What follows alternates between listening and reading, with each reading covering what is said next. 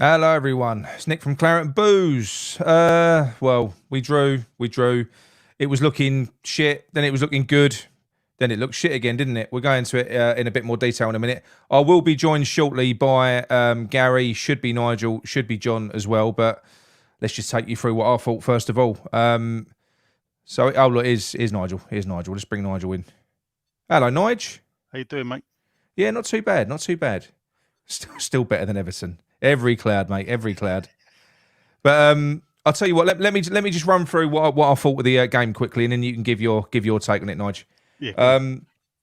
I thought the starting lineup was odd. I tweeted it looks like Moyes is playing pin the tail on the fucking donkey by this lineup. It was a bit odd, especially with you've got a centre back in Kera who looks shaky at centre back and he looks shaky at right back and he's in his preferred positions. And then he thought he'd go and play him at left back. I thought, yeah, that's going to go well, isn't it? And so it proved. It was iffy. It was terrible. I just think we there was a lot of intent there from the players. That's one thing that we can't knock. And this is what's frustrating. Tactically, we're being hamstrung because the players are trying. They're applying themselves. They're going for it. We couldn't have asked for much more. We was pressing. Leeds, you can't discount how poor Leeds are. I mean, we didn't really create enough chances considering how much they leak goals. And again, sort of whizzing through it into that goal. Yes, fair enough. Leeds scored a great goal. Paquetá's £50 million free kick penalty was great. I enjoyed that. And then Scamacca got the best assist that he's had since he's been here from a Leeds player, and he tucks it away. Great goal. 2-1 up. And then what does Moyes do? What does Moyes do at 2-1 up? About 65 minutes or whatever it was. He takes off the fucking goal scorer. He takes off Scamacca, brings on Antonio. Antonio did nothing apart from give away the ball further up the field. But what he did do, he did block a shot off the line when we was defending for our lives. Because what Moyes did was he went for the point at the end. I know we almost scored late on. We almost got a smash and grab late on. But Leeds could have had 3 or 4 goals if they'd have had a better finisher. Rodrigo goes through on goal. Not really. It was a save from Fabianski, but he should have fucking buried it. They had a chance right at the end from a set piece, which is a really great save from Fabianski as well. For me, as far as I'm concerned, this is my take on this game. This was my fear. My fear was a draw because that for me, and I'm going to say this now. Nigel's going to laugh. This is a result, and I'm going to be dramatic, Nigel. This is a result that relegates West Ham because David Moyes had just bought himself 3 more games, and we just played a shit team, and they were better than us. They were the only ones going for it towards the end. I know we did have that chance right at the death. We did. It wasn't. I don't know what it was. It was a shot come cross, but it wasn't a cross. Benny was going for goal, but for me, that was the worst case scenario because I'm telling you now. David Moyes is going nowhere. Not now. If they didn't sack him after the last 5 straight fucking defeats, they're going to look at that and they're going to go, yeah, look, they showed a bit of effort there. There was a bit of effort, and that is for me, yeah. If they didn't sack him before, why are they going to sack him now? I'm flabbergasted with it all, really. To be honest, I don't even know why he's still here.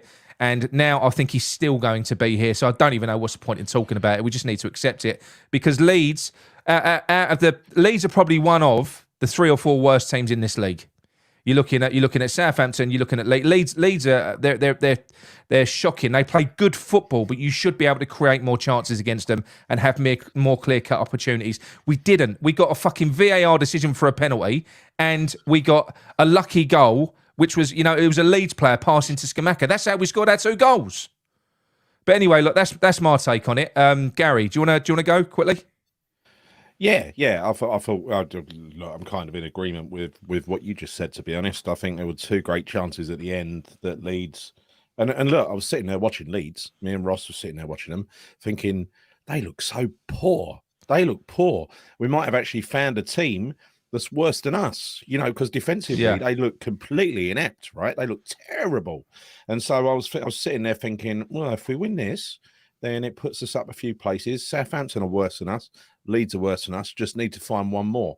Yeah. But then even Leeds come back into it because this was a good point, Gary. What do you know? What for the neutral, that was a good game to watch. It was a relegation battle, but we haven't got enough.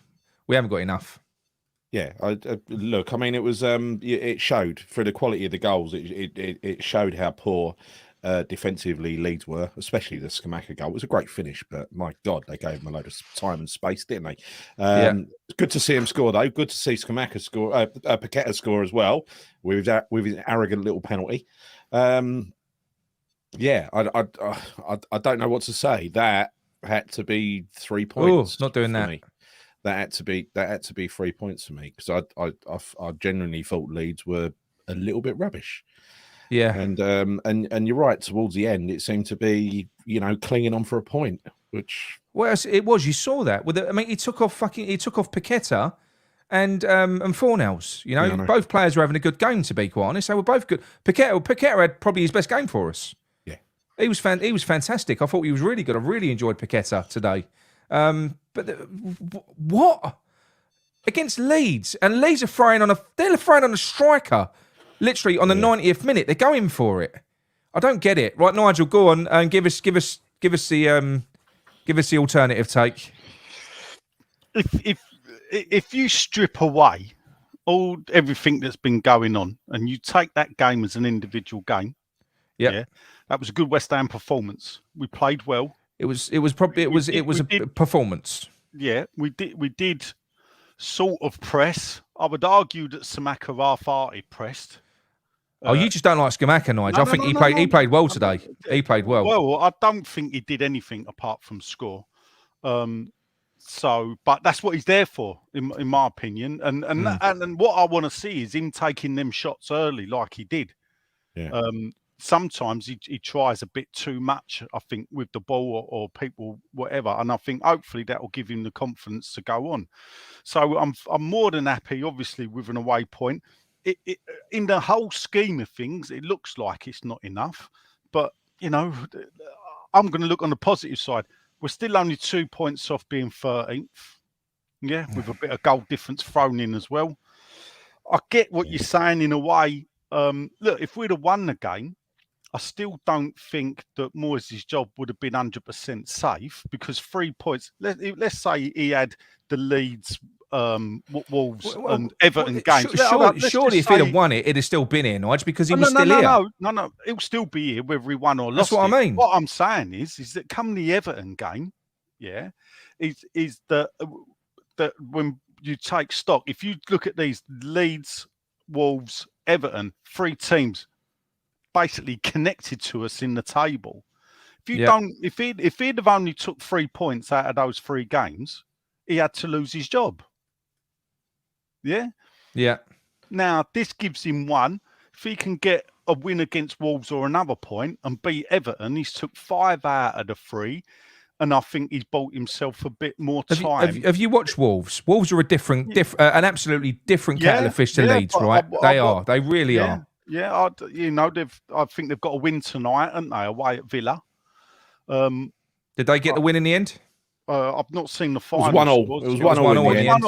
I think we've been kept out. I think we've been kept out the bottom 3. It does us a favour then. So we've got a point, stayed where we are. We're not in the bottom 3. All is good on to European march. All isn't. Yeah, but Nigel, all isn't good, mate. All isn't good. All isn't good. Nigel, all isn't good. You can say we're 2 points from so and so. We're not now. You look at how many points are we away from Brentford now, Nigel? How many points are we away from Brentford? Listen, this is the thing that you got. Before the World Cup break, you were telling me we're not in a relegation fight. We're not in a relegation fight. Do you still say we're not in a relegation fight now? No, I've not. I've said we're in a relegation fight for weeks. Yeah, but before the World Cup break, you didn't. You said we weren't. Yeah, but we've come back from the World Cup break and lost 2 games. But I think what I said before the World Cup is there's like 10 teams that are in danger of going down. If you look, there's 2 points between us and 13th. That's 7 teams then in a relegation battle. Only 3 are going to go. 4, 8. But that's nobody. Exactly. And this is the thing, Nick, not you, not me, not Gary, not anyone can predict how it'll go. Because at the end of the day, I've seen enough times in the past, I've seen shitter West Ham teams come back from worse positions we're in now and stay up. And I've seen better West Ham teams in better positions than we are go down. All right. What did you say today Nigel, what did you see today that was markedly better? Well, look, he's Than made Brentford? Apart from the changes. result, we've got a point Yeah, out of yeah, it. yeah. We've got We've a got a point point out of it. result. Big fucking whoop. We've got a point. I thought the unfortunately bulbs has gone in one of my lights. So, so I didn't. I thought the performance was good. I thought we played well. I'll forgive. I think Agerd got caught for that second goal on his heels, and the blokes turned him. But I'll forgive Agerd that because it's his first game. It's his first start for us. So there's a lot of good points you can look at, and you think going forward, because at the end of the day, this season now, forget about progress. This season now is about staying in this league and not being relegated. That's what the season's about. Getting us into March. Let's go on a European run, and let's see what happens. Nigel, one second. I'm going to tell you this now, right? If we're still in and around that bottom three, come the time we kick off in that European campaign that you want us to go and win, do you know how little and how low down the pecking order that's going to come for David Moyes? We won't go anywhere in that now. We won't. Because we're going to want to get out of that Thursday-Sunday situation as quickly as possible. And actually, we will. At the end of the day, you don't know that, Nick, because at the end of the day, come March, if we're like 7-8 points off the bottom three, which is a possibility, and all these people saying I'm living in cloud cuckoo land, I can throw you stats out. Oh, no, I'm not in the mood for stats. I'm not in the mood for stats at all. Yeah, but this is how you base the judgment on. A lot of old people call me a Nigel, 1 minute. Wait. You're going to talk about trends from history and stats. I'll give you trends from this season. We've won 4 games out of 18. There's a fucking trend for you. That says to me that we ain't going to stay up. And that's a recent trend. Hold up. You say that, Nick, but at the moment in the league table, we're not in the bottom 3. Oh. So yeah, but that's more luck and judgment, isn't it? No, yes, we're being kept out because of other teams that are not winning or getting points. Hold up. Whenever you stay up by the skin of your teeth, you're kept up by whenever you stay up by the skin of your teeth, it's because there are 3 teams worse than you. That's a fact, Nick. Yeah, that's always been the way. This ain't nothing new. We're at the bottom 3 tonight, not through anything that we've done apart from because we got a point away from a ball cleared off the line and a great save in the last minute. 2 really good chances. And fans are absolutely slaughtering saying Ariola's got because he's been fucking shit. Oh, Nigel, he's cost us points. He's cost us points. I'll tell you what, Nigel, them saves that Fabianski made tonight, Areola would have made them as well. I mean, I'll tell you what he might have done. I'll tell you what he might have done. Do you know the one that Rodrigo put in? Areola might have got to that. Well, he might have. There's a good chance he might not. Areola is not the greatest goalkeeper in the world. I'm not saying he's worse than Fabianski. What I'm saying is Fabianski is not the man that everybody keeps saying, drop him. Yet time and time again, when push comes to shove, he does turn up to the party. But ain't you just saying things that to support David Moyes? Plain and simple. No, it is. Really. It is because you want. And this is the thing. You turn around and say, "I'm Moyes in." And the funny thing is, I don't sit there and go, "David Moyes shouldn't be sacked." I give reasons why I think he's. But what I'm saying, but all you do is, Nigel, all you're doing is you're giving reasons what was good. What do you think that David Moyes could have done different today? Do you think the substitution was right? Do you think the playing Kehrer at left back was right? Do you think that this was right? This is what I mean. I don't. If people that listen to the podcast I did on Monday, they'd have heard me say that the substitutions against Brentford were fucking shocking. And the light bulbs started to work. Yeah, that the fact that he only used 2 subs when he got 5. What did that say to the people sitting behind him? When you're 2-0 down in the second half and you only bring 2 subs on. But today I can see why he took Scamacca off for Antonio. Antonio holds the ball up better, and the ball was bouncing off of Scamacca. It went to shit as soon as he come off, Nigel. Well, I don't think it did go to shit. But I don't think it did. It did. It did because they scored straight away, and then we just regressed, and we was on the back foot, and they created about 3 or 4 good chances. They created chances. We created chances. Honestly, I wasn't impressed with that game tonight. I looking at the opposition in Leeds in what didn't even sound like a hostile environment there tonight. That team is a team we've got to take 3 points off them. At the foot of the table. There's a stat for you, Nigel. Nigel, there's a stat for you. Well, hold up. All right. Go and have a look at what we had against Brentford. Yeah. No, I'm just saying, but there's a stat for you. Matter. Do you know what? The possession-wise, you're going to have that away from home. If that's the best they can come up with, come on. They should have scored more. The only reason they didn't score more was through poor finishing and a couple of decent saves from Febs. That's the only reason they didn't score more. Well, that's football, though, isn't it? All teams could say they should score more. At the end of the day, today, but we're still crowing about the fact we hit the post a couple of times against Nottingham Forest. Well, I'm not crowing about that. No, I'm saying, but that's what Moyes crows about in press conferences. And the thing is, they had so many chances in that game. They probably created more chances in that game than we have, clear-cut chances, good chances, than we have in the past probably 5 games. They created in 1 game against us. That's the problem. That's the problem. And when we come up against Wolves, yes, look, we might take something from that. It could be a catalyst. You're right. Of course you're right. It could be. But the trend from what we've seen, not just of this season, but of the last year, is shit. We don't beat anyone of note. And once we've got Wolves, but look, that was a 6-pointer today. We did well not to lose it. We couldn't lose it, and we didn't. We've got Wolves coming up. That is a game I don't think we're going to win. I think they will beat us because I think they're better than us. I think I genuinely do. Everton, that could go either way. They're all up in here at the moment, but they could have a new manager by then. We don't know. They might act by the time we play them. And then you've got Chelsea, Tottenham, Newcastle. But hold up, and this is what I've said. Even 1 win, and this is what I've said. Even 1 win, if he'd have won today, and then lost to Wolves and then lost to Everton, he would have had to have gone. Nigel, David Moyes. We was in the ascendancy. David Moyes killed that game with his subs today. He did. Well, that's your opinion. I disagree. I don't think he did kill the game. We still had attacking intent. We didn't do any less with Antonio on the pitch and Scamacca. We didn't do any less. We were under the cosh for the last 10 minutes. We was regressed. We made defensive substitutions. We allowed them into the game. We sat back. That's what happens away from home. How many times have you watched football and you see that the home team, when they're down 2-1, or even Leeds, are always, look at how many, you're saying you've been watching Leeds. This is their mantra. The last 10 minutes, they throw the kitchen sink at you.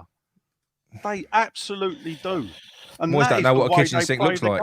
Well, I couldn't probably disagree with you there, because if you look, did we play with the same intensity of Leeds? No. Have we played at home with the same intensity as Leeds do? No, we ain't. No. You know? I mean, the worst defensive team. I am going to take some positives from tonight, and positives are right, and this is a player first of all who I give a lot of shit to. And that is going to be Vladimir Sufal. I thought he was fucking heroic today down that right hand side. I thought he really was. He was battling. He was a warrior. When I look at the fact that we are now in a fight, which we are a relegation fight, I looked at that today, and although he lacks all the technical ability in the world, you need that character when you're in this. What we're in, he showed that today. You couldn't get him off the field. He'd been studded in the fucking knee. How that guy didn't walk, I don't know. How they didn't send him off. Because that had to be a red card. They obviously knew what happened. Because they subbed him off near enough straight away. That's what I mean. Yeah. But I thought Sufal was brilliant, and Paquetá today started to show what we've bought. He was class. I think, and that's the thing. There are positives there. Yes, Rice from that there are. Should never shoot, but from individuals, nothing to do with Moyes. I'm telling you, nothing to do with what Moyes done today. That's where I have a problem, because what you do is when things go right, it's down to the individual players. When things go wrong, you don't blame the individual players. You blame the manager. It went wrong. We only didn't get a win because David Moyes shat himself again, Nigel. No, I disagree. He did. I disagree. The first 2 substitutions, who came on with Antonio? What's that? Who came on with Antonio? What were the 2 substitutions he made? Is Antonio a defensive? Is Antonio a defensive? Antonio replaced. It was like for like. Antonio replaced Scamacca, but Scamacca was key in what we was doing. What Scamacca's got is he's got talent. He drops deep. He links play. He was linking up with Fornals, with Paquetá. He was doing all of that. All your that once you bring Antonio on, what you're telling me is let me say this. Let me say this. Right. What did he create by doing that? What did he Who? create? Because according to you, our goal come from a lucky VAR penalty and a mistake from Leeds. So actually, with Scamacca dropping deep and doing He links play. He drops deep. He links play. Well, I'm what not did saying he he creates. create? What do you mean? What did he? You've got a problem with Scamacca. No, The fact of the I matter ain't. is, I'm Nigel. looking at you Nigel. turning around saying that Nigel, Antonio's not listen, an Nigel, you attacking, understand football. substitution. Listen, you understand football. When you're playing with Antonio, the only reason you're bringing him on is because you're going to sit deep and start launching balls forward for him to run into the channels. That's the only reason you're bringing Antonio on, which means you're going to start playing a counter-punching game. Sitting back because you've got your lead, you're 2-1, and what you're going to do is you're going to try and catch him on the break. It did not work. That's exactly what he did. That's exactly what he did towards the end. He gave up on trying to win the game. Yeah. He made substitutions. He Fuck took the off football. he had two creative. Nigel, he had two creative players on the pitch in Fornals and Paquetá. He took them both off. Right. He put Downs on, who's a CDM, and who else did he put on for Paquetá? Benrahma. Yeah, so he put Benrahma on, and Benrahma. That's not defensive, is it? So actually, the only defensive substitution he made was bringing Downs on. I'm pretty sure. I think even the commentator said that was a bit of a strange move, and yeah, it was a bit of a strange move to bring Downs on now. But I suppose I don't know if that was before the goal. I think it might have been just before the goal. Nigel, you've saved Moyes East side, who's every other post is Moyes out. It's now Nigel out. So it's Listen, right. I know where I'm sitting. I know what channel I'm on. I know what the audience. I mean, look, you can't say that. You can't say that everyone here. Listen, we've got a couple up here. We've got loads. Yeah. We've got Barney. We've got Gordon Buchanan. There's quite a few of them, and we've got one on the channel in John. We've got one in John who comes on. We don't ignore other points of view. We argue with them, but we don't ignore other points of view. I can't have it being justified at the moment. No, I really can't. Not in your mind, and not in my mind either. But you know, I can't. What am I justifying? But basically, the opposite view is a valid view in Nigel's mind, for instance, right? Yes. So that's his view. That's good luck. I'll tell you what, I'll back you up with, Nick. I told you I had a great stat for you about relegation. You said don't pass it, and here's a fantastic stat, and you will love this. Yeah. Every time West Ham's been in a relegation battle and changed the manager, they've stayed up. There you go.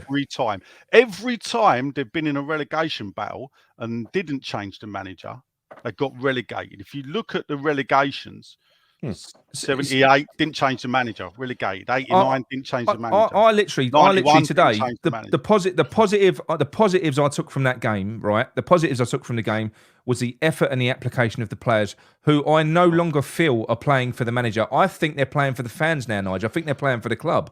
I do. No, I think they're playing for the club. Now that gives me a little bit of faith. It does. And the fact of the matter is, he's tactically fucking inept. How many clubs in the Premier League now, apart from West Ham and Tottenham, playing this style? That's West Ham and Tottenham. And the only reason Tottenham get away with it is because they've got two world-class strikers. They do fuck all game. They sit back, they try and kill the game, and then they just try and go on a fast counter-attacking football. There aren't really any other teams in the Premier League that play this way. He's definitively a dinosaur of the game. Any fucking club, any Premier League club who were down the bottom, in or around the bottom three, and have just got 1 point out of the last 18, you've got to would go be for that. Sacking their manager. But right? You've got to go for that in our situation. I know the point's important. No, but the manager should be gone. He should be gone. I know he got a point, a decent away point at Leeds, if you like, even though I don't think it's that decent. He should be gone. He should be gone. You know, that our team, you saw it today, our team, our players, our squad, they're much too good to be down there and scrambling against relegation. No, I agree. Bit of an insult. Actually, look, I agree with you there that we should not be in this position. I can understand why, and I am willing to accept that for the past couple of years that we've overachieved. Well, we possibly could have overachieved. 6 was an overachievement, and then you look at it at 7th, possibly is about right. Honestly, I think I said at the start of the season, don't really care where we finish in the league. Don't want us to go down, but I think we should go all in on the Europa Conference League.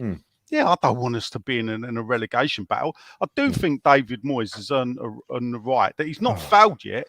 Nigel, not fouled yet. But this credit that he's had, right? What you describe as failure. He's had credit for a year. We've been shit in the league for a year. What's your criteria That's for enough. failure? You keep That's saying enough. this, Nick. You keep It's been saying poor this. for a year. I've heard you say it yourself. It's been poor in the league for a year. Four wins in 18. Great, but He's Yeah, it's failed. been He's poor failed, for a isn't he? year. Four wins in 18. He's That's since failed. So, August. what's your measure for failure then, Nige? Relegation. So you're going to give him the whole season and let him get us relegated?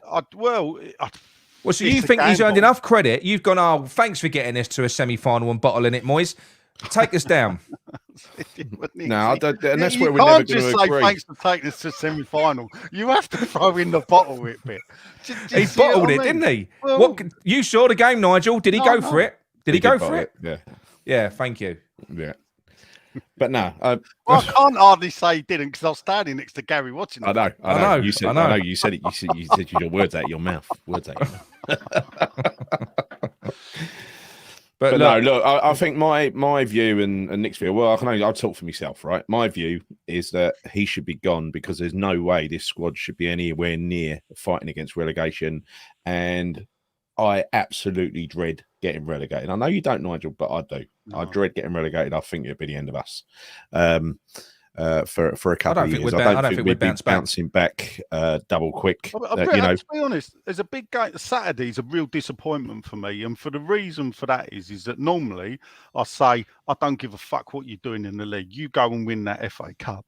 But I'm looking at it now and I'm thinking, we don't need it. Just throw the fucking kids out there, please. I don't give a toss. Let Brentford. Exactly. Yeah. You know, and I'll never, and this is the first year, honestly, you know, I'm the man with a fucking full-size replica of the FA Cup with claret and blue ribbons. Yeah. You know, but for this season, fuck it. Forget that game. Let's lose to Brentford. Go out the cup. They can buy themselves a weekend off. See what happens. But let's, at the end of the day, if against Wolves and if against Everton, it turns out, even if they're 2 draws, I think he would probably, if I was the chairman, I would be pulling the trigger. And the reason for that is because at some point you cannot continue. You cannot have, you know, the mad thing is you had this fantasy 6-game rule, which I did pull Sean Whetstone up on it, who Sullivan did say it, but he said it to him a good couple of years ago when we weren't in a bad run, and then they keep badgering him with it. And by hook or by crook, he's lost 5 on the trot, and on the 6th game he's pulled a draw out away from home. It's a bit arbitrary, though, no, isn't it? So, no. It is a bit arbitrary. It is a bit, and that's the problem with it. Because what happens is, and my argument with Sean, which I had a bit off air as well, was is that it becomes a focal point for a lot of people to use it as a stick to beat them with. And where if you don't have that in the public information, you know. It's a shame. You know, it'd have been nice to win the game today, I suppose, for David Gold's family. I don't really want to dwell. Yeah, no. I think we should mention that for a minute. Nick put a video out earlier today. I think, look, it's not GSB anymore. It's SB or SBK or KSB or something like that. You know, nonetheless, BS. You know, probably BS. The best member of the board, in my opinion, the one who. Well, the only one I've spent a reasonable amount of time with, and that's 10 minutes with Nick, was David Gold, and it's sad to see him go because I know, look, every person who's got that much money and owns a football club, you're not going to like things they do. I hated the decision to move us away from Upton Park. You know, I'll never forgive them as a trio for doing that to us. I think they've kind of ruined the club in a way, but. Yeah, good luck to his. You know, his family. His family have lost a father. His kids have lost a father like anybody else when they go through that. So, rest in peace, David. Gold. Rest in peace, David Gold. That was it. It was definitely a very sad day. Yeah. Getting back onto the game for now. DJ Roskate, in our relegation season in 10-11, after match day 18, we'd lost 9 games. This season, we've lost 11. So there are some shocking stats out there, and there really are. And do you know what muddied the water there? Truthfully, yeah. Well, I think we were in the semi-final of the League Cup after match day 18 as well. Yeah. Oh. And if you remember, they courted Martin O'Neill and totally fucked that up. Yes. So that's why we got lumbered with Abraham Grant. Yeah. So I mean, yeah, it- it ain't. You know, this ain't a great season. The funny thing is, and the thing it's about a that season fucking is, awful season.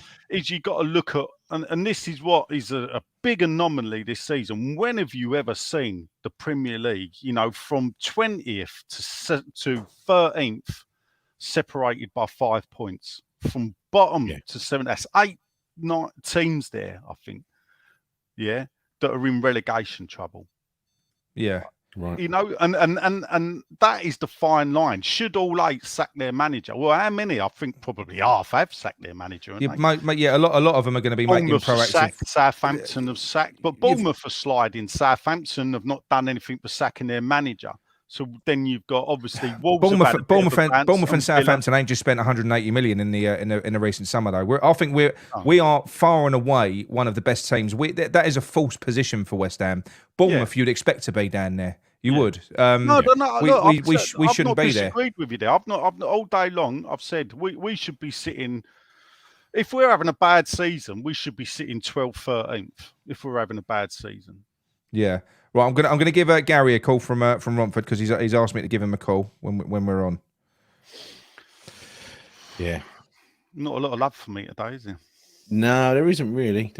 But this is you know, this has divided the fans big time, and it won't stop until he goes, and he will go at some point. Whether he goes now in 2 games' time when he doesn't do well against Wolves and Everton, I don't know. Funny enough, there's 2 ways of looking at it with the David Gold thing. Is that David Gold was known to be the biggest supporter of David Moyes, right, on the board. Okay. So you got that, but obviously David Gold's shares have already been given to his daughters, I believe, and his son-in-law is their representative on the board. Okay. So whether they would then follow through with their wishes or whatever, but also perhaps out of mark of respect, you know, it's when your chairman dies, is it a good time to be sacking the manager? So there's that, and then plus. We all know they spent every penny that they had available in the transfer market in the summer. If a new manager come in, he'd be holding his hand out, and that's another reason. I think I told you boys, I think Everton is the game where they would, even if he took points, they would look at it and go over because, and I know rightly or wrongly, is because it cuts down the amount of time a new manager can come in and hold his hand out. Because if they brought him in this week, he's going to have 4 weeks to hold his hand out. If he gets to the Everton game, he's only got a week. Yeah, and I think I'm not defending that. It's probably common sense. It's probably common sense. That is probably what they're going to do. You know, because of that, they don't want to spend any more money.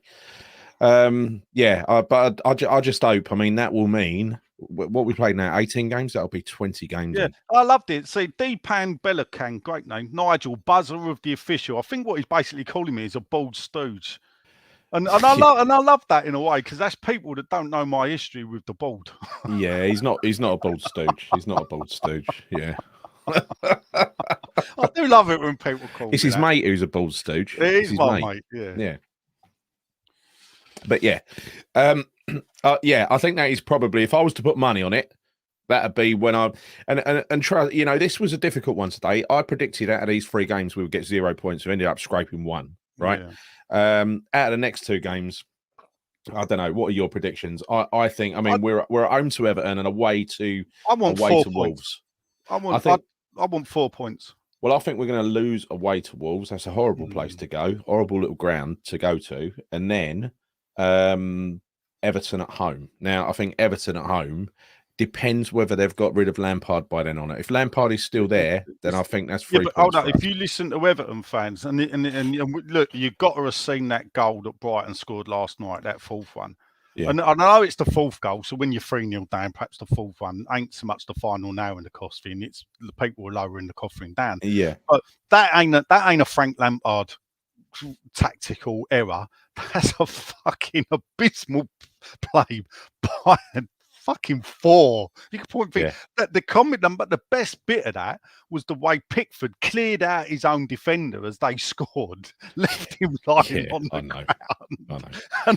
And you know, so I think even Everton fans have come to the fact is that you know they're not Lampard out.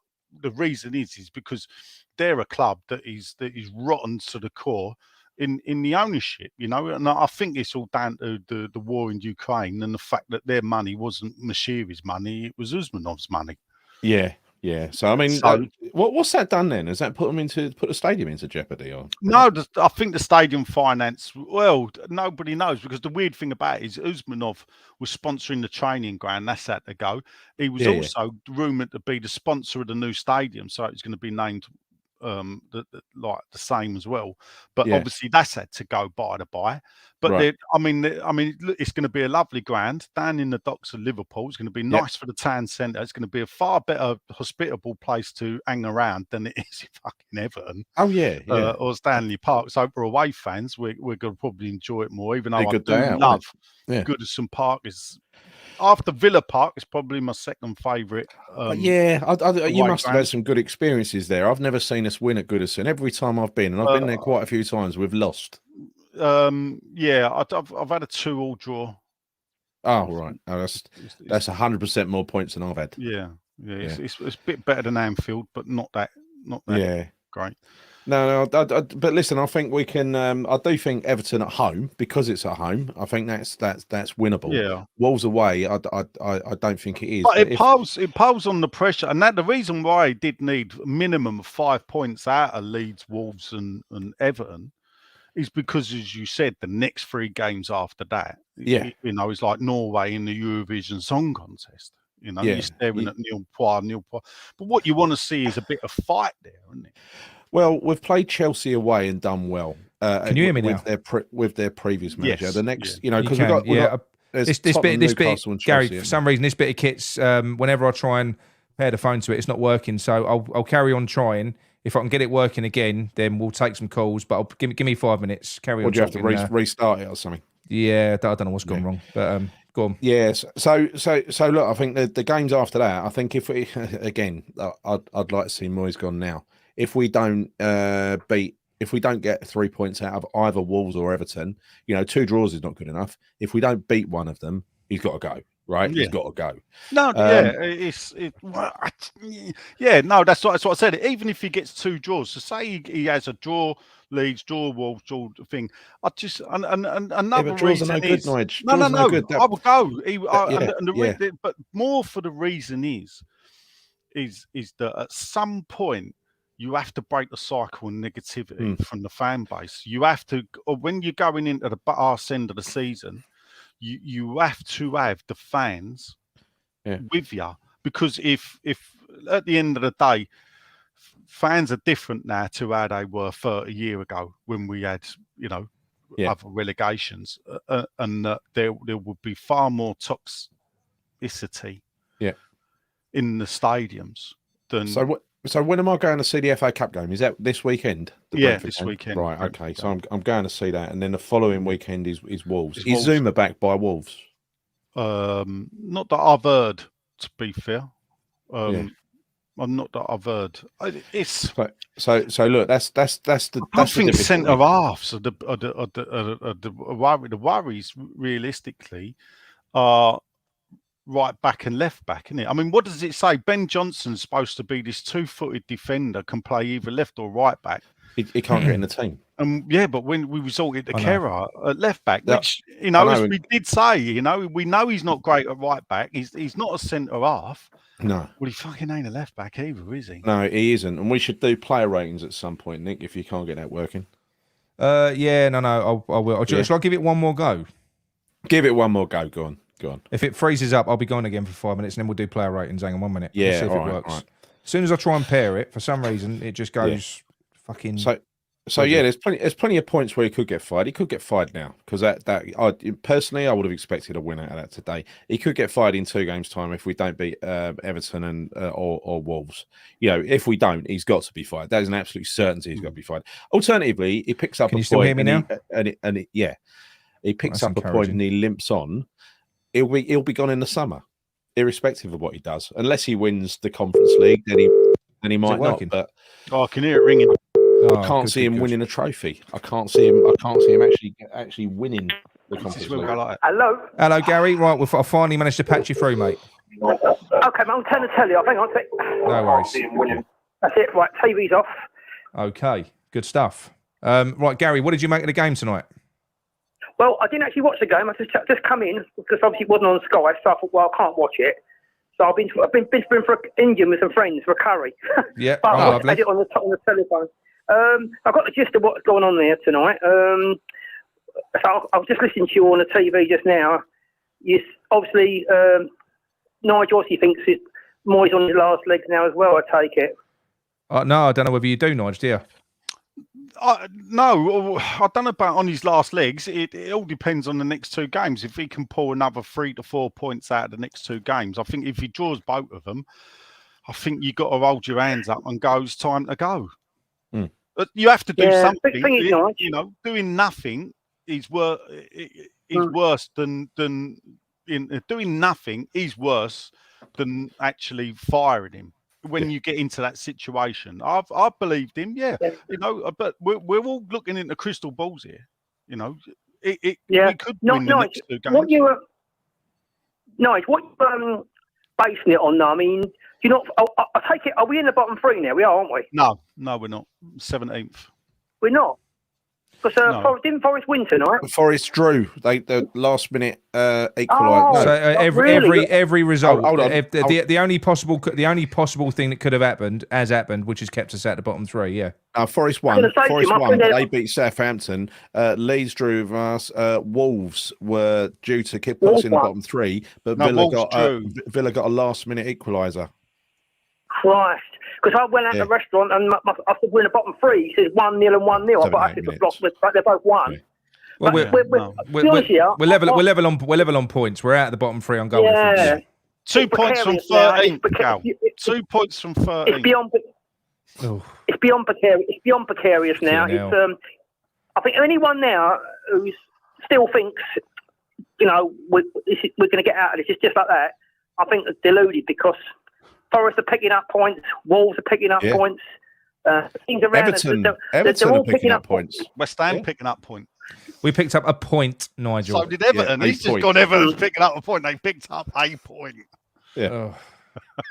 Yeah. The thing is, apart from the relegation scrap we're in, I was watching your show last night, Nick. You were talking to John on the show. Yeah.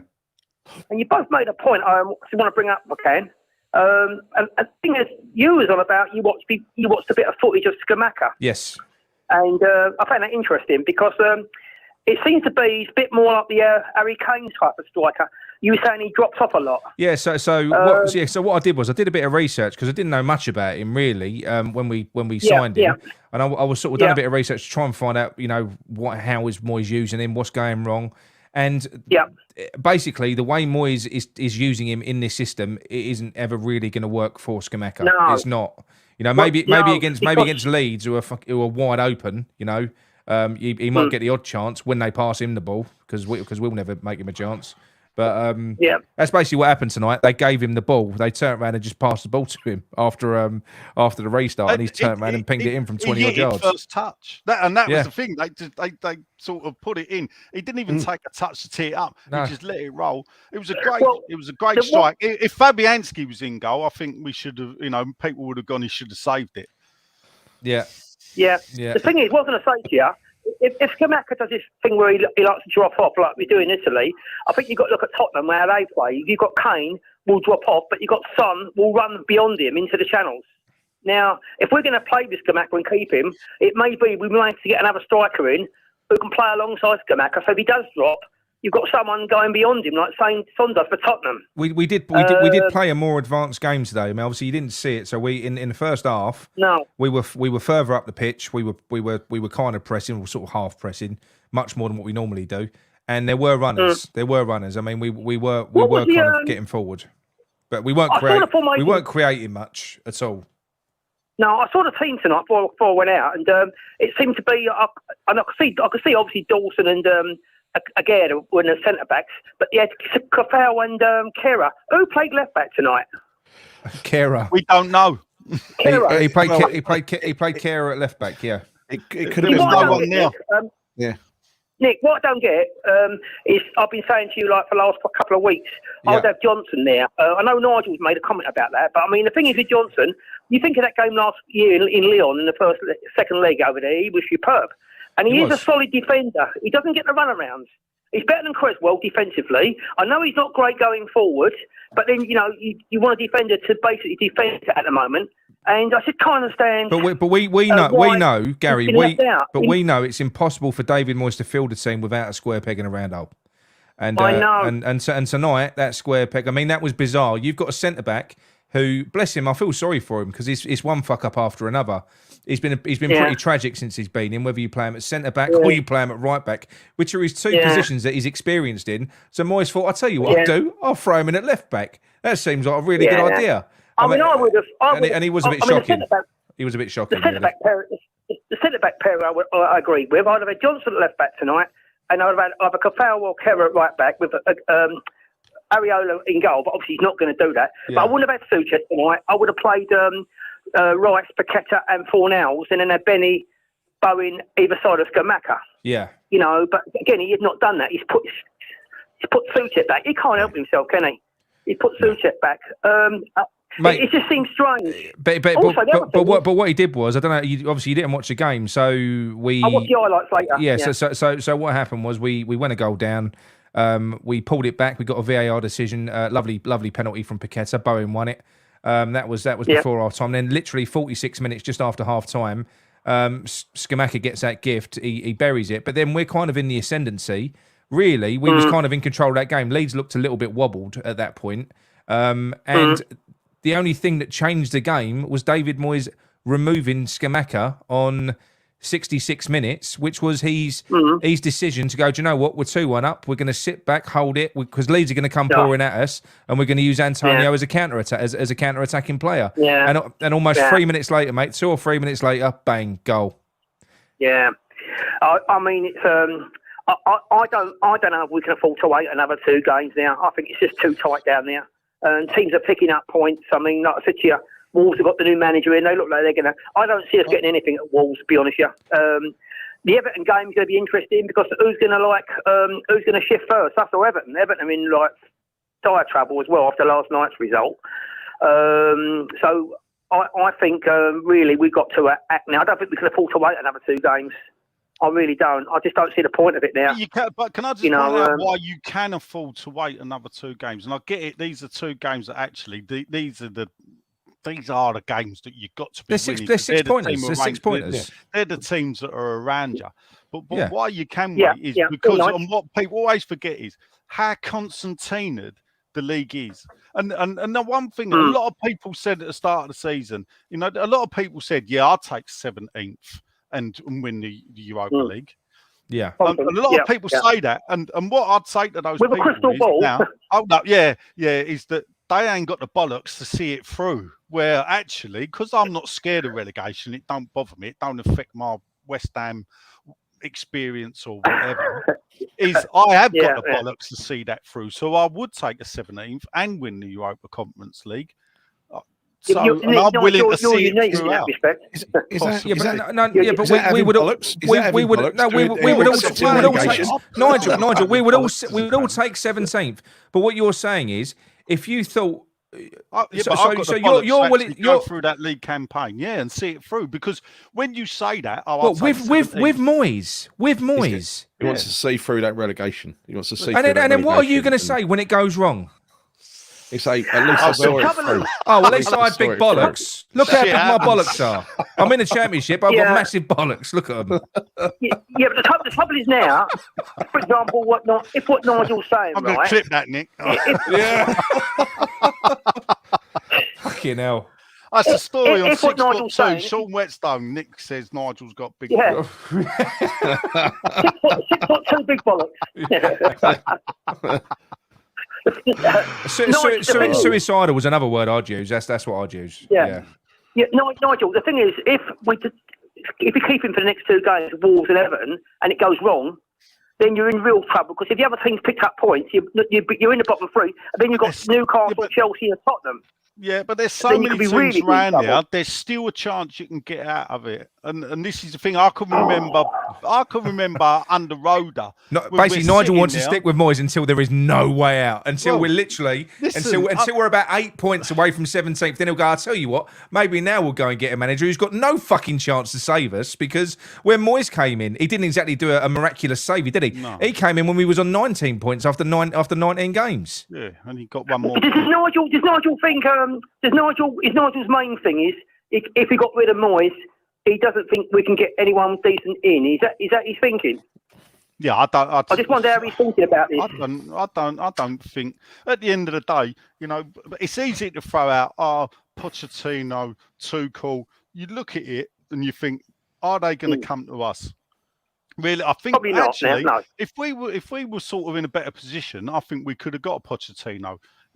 Someone said to me, I think one of the podcast boys said, he's living in London still, and he wants to get back into management. Yeah. At the end of the day, unless he's holding out that Chelsea sacked Potter and he might get the Chelsea gig, I don't know. I think Tottenham would probably, the fans definitely would fall on broken glass to have him back.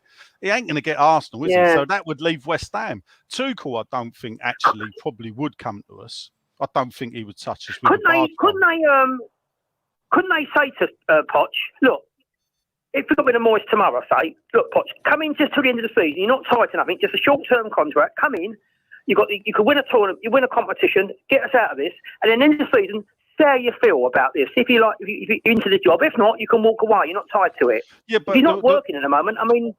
The thing about Pochettino is that he's going to make demands, and the caliber of the manager that he is afforded the ability to sit there and go, how much you giving me? Yeah, because what Pochettino wants to do is managing the Champions League. You don't for the last 6 months, though, do you, Nigel? I think in that scenario there, what he'll do is he'll say, give me 20 million if I keep you up.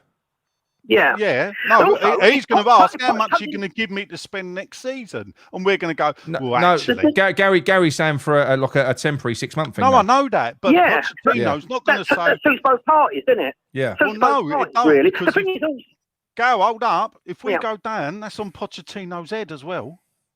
So it's a gamble for him. Would he be willing to take it if the fact is that if he did keep us up, can he turn us into a Champions League team? No, he can't. And why can't he? Because of the ownership problem we've got with finance. Nice. The thing is, right, I've listened to a lot of pundits on TalkSport, on the radio, on other fan channels, and everyone, I would listen to the Big Six show, which has got the biggest YouTube audience going, and they were saying, all of them, that West Ham should be the top 8 with Newcastle on a par at least. Now, if Poch can't get a tune out of them players he's got there, and I think if Poch came in tomorrow, you'd see a 10 or 20% increase in performance. I completely agree. Across the board. I completely agree. Not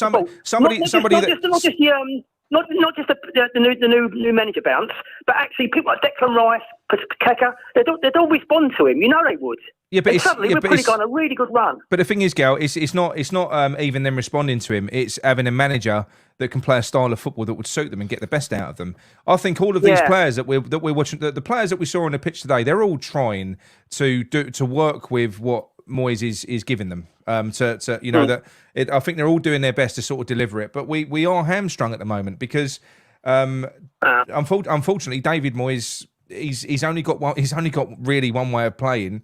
One effective way of playing. Actually, Nick, the other point I was going to make, what you said last night, you made the point I just brought up about Scamacca, and John made a good point. Are we shopping at the wrong places for these players? Because knowing what type of manager is, too late now, though, isn't it?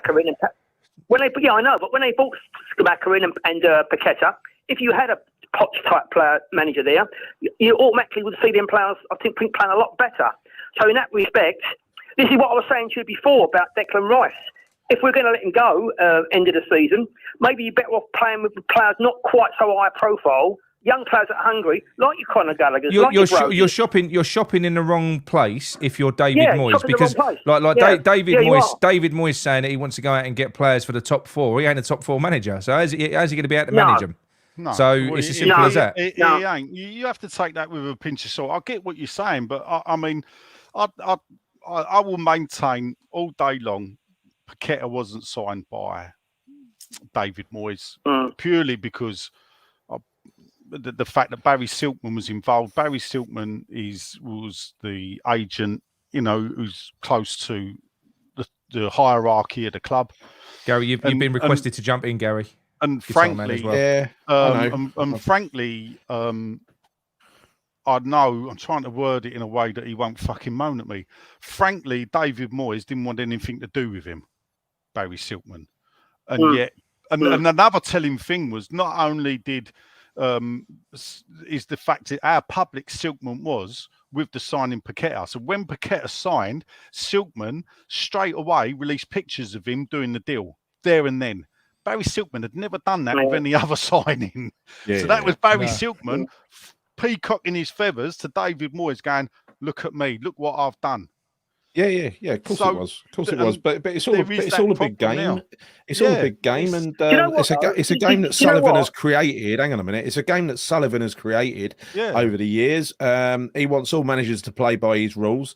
Moyes has kind of pushed back on that a little bit, but the club won't ever change. But Moyes hasn't pushed back on it very much, has he? He hasn't pushed back on it very much. I mean, you got to say when it, things like the bullshit, like the January last January when we really, we missed one of our best chances ever in that window, and he came out and praised the board and said, "Oh, it's fantastic the way they've backed me." Well, you just fucking signed nobody. Yeah, but hold up, no, Gal. This is the thing. I think it's a year ago. I'll see email. They wanted him to sign someone, but he didn't want anyone. Yeah, I know. Well, and that's why he come out. Yeah, but in that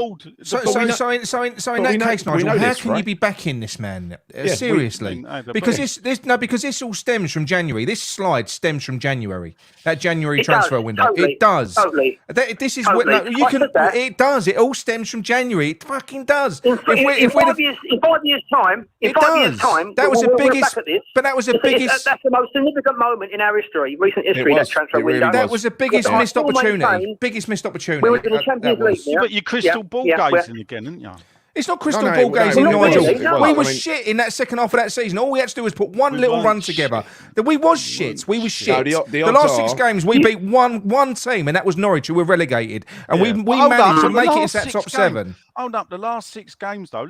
And you have to, this does come into consideration that we were in the quarterfinals and the semi-finals, of the Europa League, and that therefore that we did play weakened teams.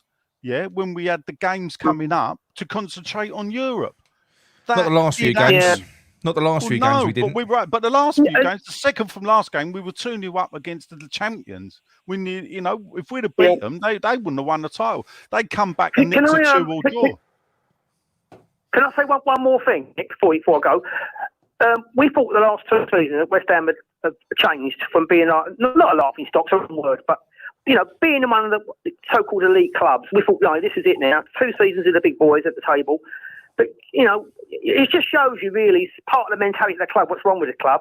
Do you honestly think Arsenal and Tottenham, if they were 17th, would have still stuck with their manager? They'd got rid of their man. It'd have been fucking long gone. And this is the thing, long gone. And this is the thing, you do have to look, there is a Super League already in the Premier League. It's been gate crashed by Newcastle, but they're being financed. Even though they've done it without spending the money people thought they would spend. Yeah. So that's all on Eddie Howe, actually, which is a manager I think we could have got. But exactly. we chose not to. So, and I think Eddie Howe would have come to West Ham all day long if we'd have asked him, but we never did. So there you go. No. But I just don't believe if you look, what I'm saying is, when you say about, of course not, because they are a top 6 team.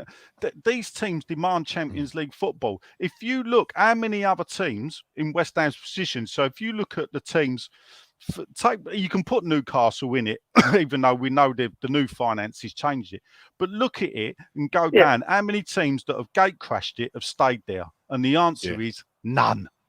Aston Villa did it 10 years ago, fell away under Martin O'Neill. Leicester had done it, fell away. They won an FA Cup, well done, but they finished 5th 2 years running. And then they suffered, and they're sitting bottom half last season, bottom half this season.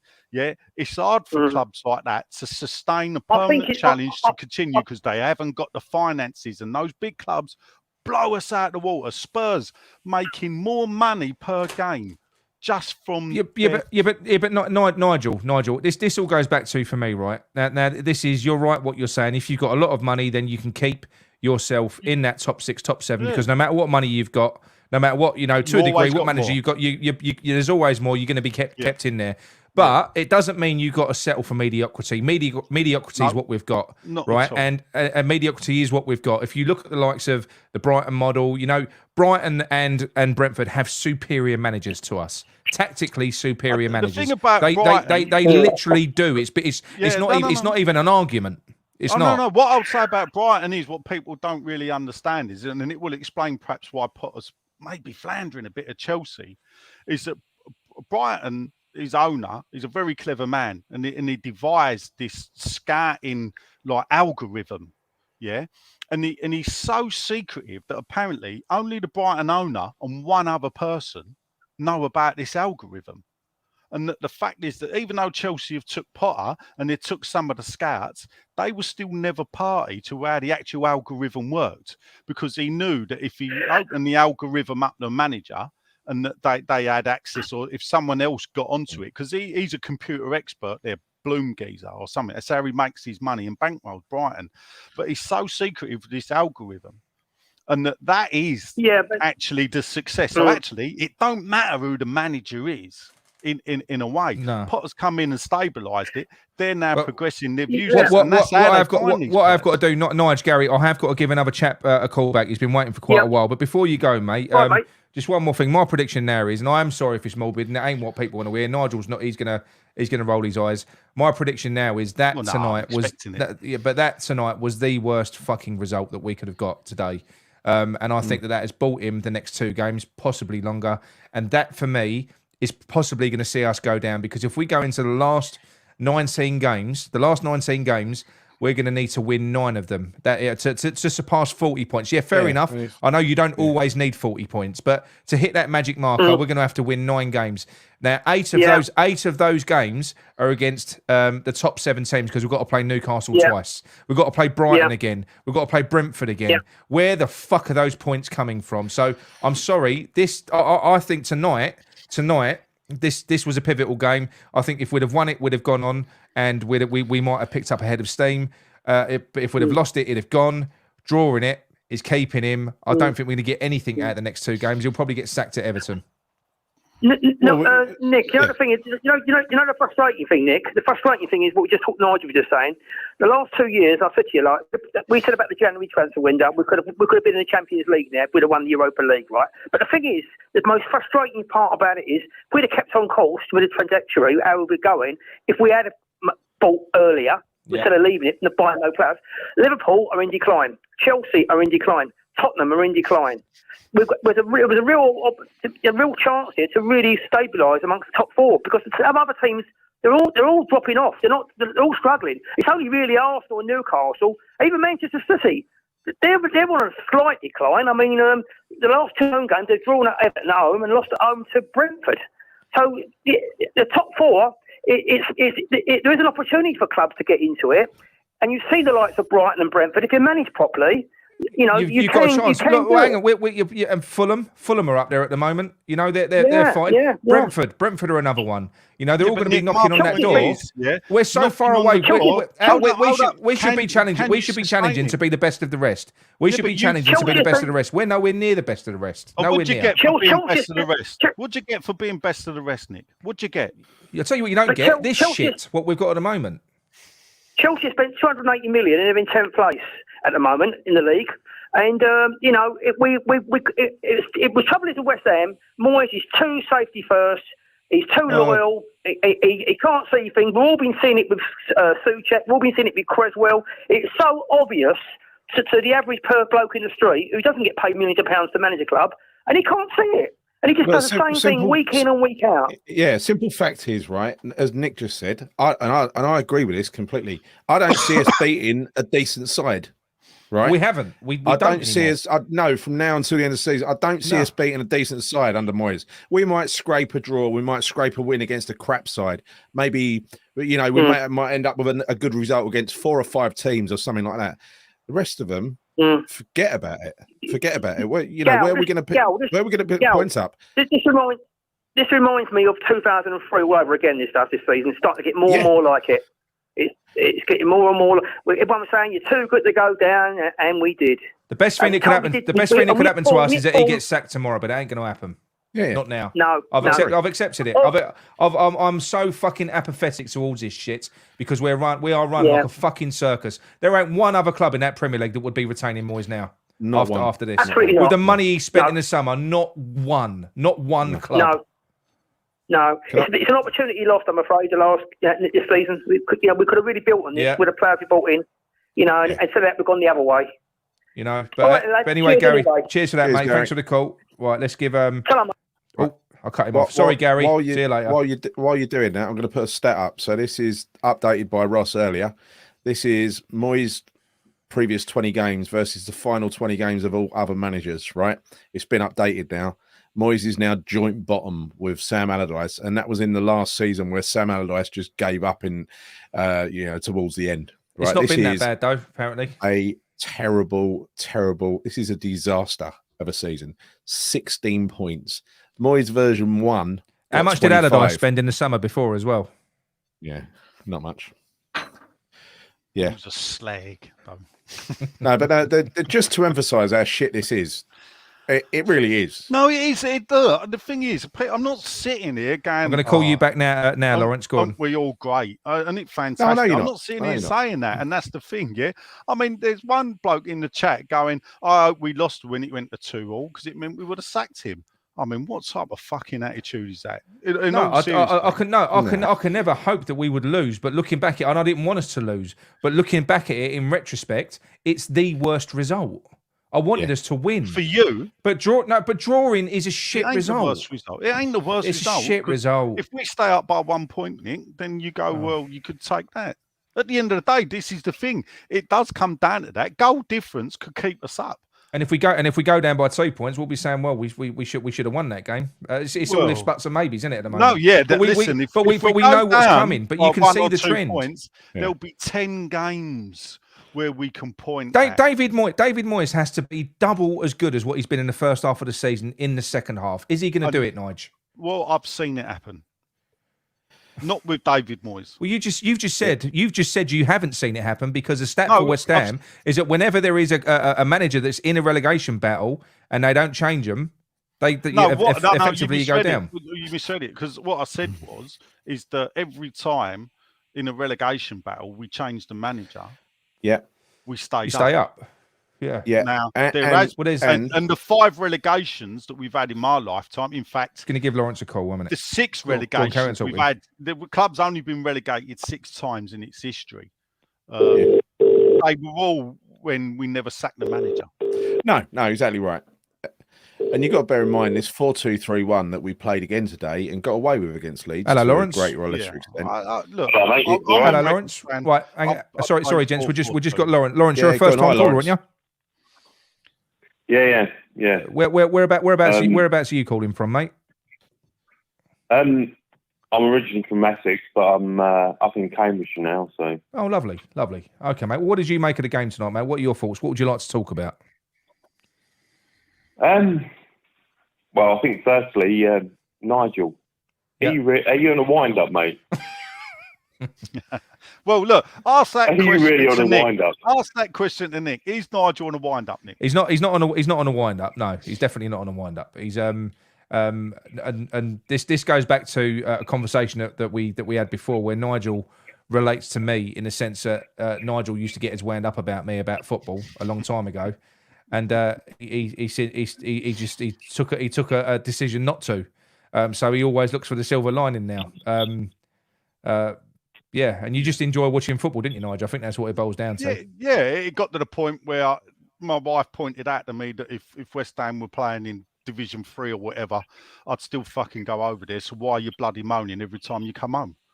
And I thought, well, actually, if West Ham were playing Rotherham or Man United, would it bother me? No, not really. So actually, I'm not bothered about the opposition. I'm just concerned about watching good football at West Ham.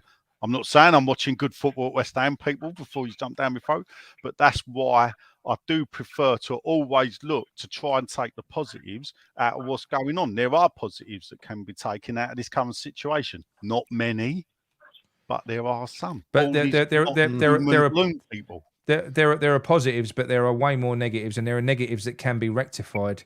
And to rectify them, the majority of them, I think that can only be achieved by changing the manager. Otherwise, you're just going to be putting a plaster over it all season. I'm struggling to find a positive, honestly. I think, I'm struggling to like find being a positive. being a sort of like long term West Ham fan. You know, you guys probably know the same thing. Where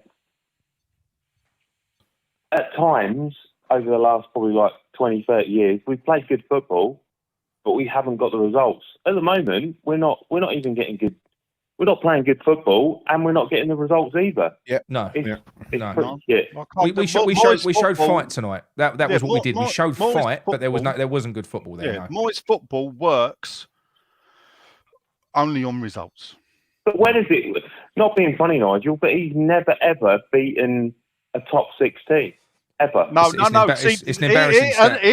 Away from home in the league. Away from home in the league. Yes. Yeah, but but Nigel, that is bad. We don't include the Man United League Cup game where we won 1-0. Not including people. No, but it's not. Because the League Cup, Nigel, that's B team versus B team. He's actually managed Man United, and he's never ever beaten a top 6 team. No, he's not beaten a top 6 team away from home. Yeah. Away from home. He's never beaten a top. No, it's away from home. Away from home is a stat. Away from home is a stat. Season, we beat Liverpool 3-2 at home. We beat Chelsea. It is Lawrence. It's definitely away from home, which is bad enough. And it's not even as a Man United manager. No, and that's the thing. And the only time he won at Old Trafford was when he managed Man United. Yeah, but what I'm saying is though, when it's a terrible stat anyway. It is a completely terrible stat. You're not wrong. It's fucking awful. And this is what bothers you. This is what bothers me now, especially playing the way that we're playing. And I'll tell you what we haven't done. We haven't beat anyone of note in the last 12 months, Nigel. Nick, not really. Not since Chelsea. Was it? We had Liverpool and Chelsea, didn't we? Since we had that. Well, we got the worst. We got the worst last year. There's been nothing in the Premier League. Can I tell you why that stat don't bother me? Yeah, and this is genuine why it don't bother me, because when you look at away from home, without David Moyes, how many times West Ham won at Liverpool, Man United, Arsenal, Chelsea, Tottenham, and Arsenal? It ain't fucking many. Oh yeah, but this is 20. Yeah, but this is a 20-year record. Yeah. But it's a 20-year record. What you're saying is 70 games. These are things that, we've won once at Anfield in our lifetime. Yeah, but 70 games though. In 16 years of the Emirates, we've only won there twice. We've won at Spurs quite a lot. We've had a lot of losses. I think Spurs, we've probably got the best record out of the top 6. We've done Chelsea a couple of times as well. Only a couple, not many. We've done Chelsea a couple of times. They were before Chelsea got money. Man City before they got rich. Yeah. Nigel, don't you think that first season when Pellegrini was in charge, we played really well against like some of the top 6 away. It all went a bit sour the second year, but that team's capable. It's not that different. I think, for me personally, and this is where a lot of people in the chat are not going to agree with me, because Pellegrini, and Gary probably won't agree with me either, but Pellegrini, I think he was hindered by a lot of elements. I think for a start, goalkeeper Roberto that came in. Fucking hell, Nick. Come on, but we can say that about fucking Vlasic and Cornet and how many players he's bought, and I do believe, like I say, he had after 19 games he had 19 points, Pellegrini, and all Moyes got in the next 19 games was 20 points. We stayed up under 40. I'm on record on saying that I think Pellegrini would have kept us up. That's what I mean. Right. That's what I mean. I do. Roberto got Pellegrini the sack. Yeah. Because it went the tits up the moment Fabianski got injured, and we brought Roberto on.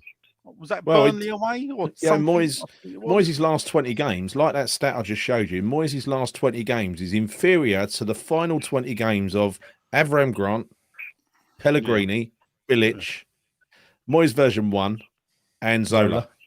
Yeah. And it's level with Allardyce's final 20 games when he didn't give a toss. It ain't good, and he's used up his goodwill. Well, he's spent all his goodwill with his credit's got to be. Well, not with you, because you're willing to use your big bollocks and take him through to the end of the season. I think I heard Nigel say earlier that I heard Nigel say earlier. Not being funny, but sorry, guys. No, go on. No, Lawrence. Let me just replay something to Nigel. Funny, but that Sunderland team that he got relegated weren't on paper weren't that bad. He signed 13 players that summer. No, Nigel. He signed 13 players. 2 of the players that he signed, they went AWOL. He left them in financial turmoil, was what he left them. Hold up. 3 years running, Sunderland did he survived relegation. 3 years running, Sunderland survived relegation. Yeah. 10 years I was in the Premier League until Moyes came along. But they survived relegation. They had managers like Di Canio, who won a couple of games, kept them up, then got sacked. They had which manager? Went down. But Nigel, this team that went down, right? You're saying they just survived relegation. What?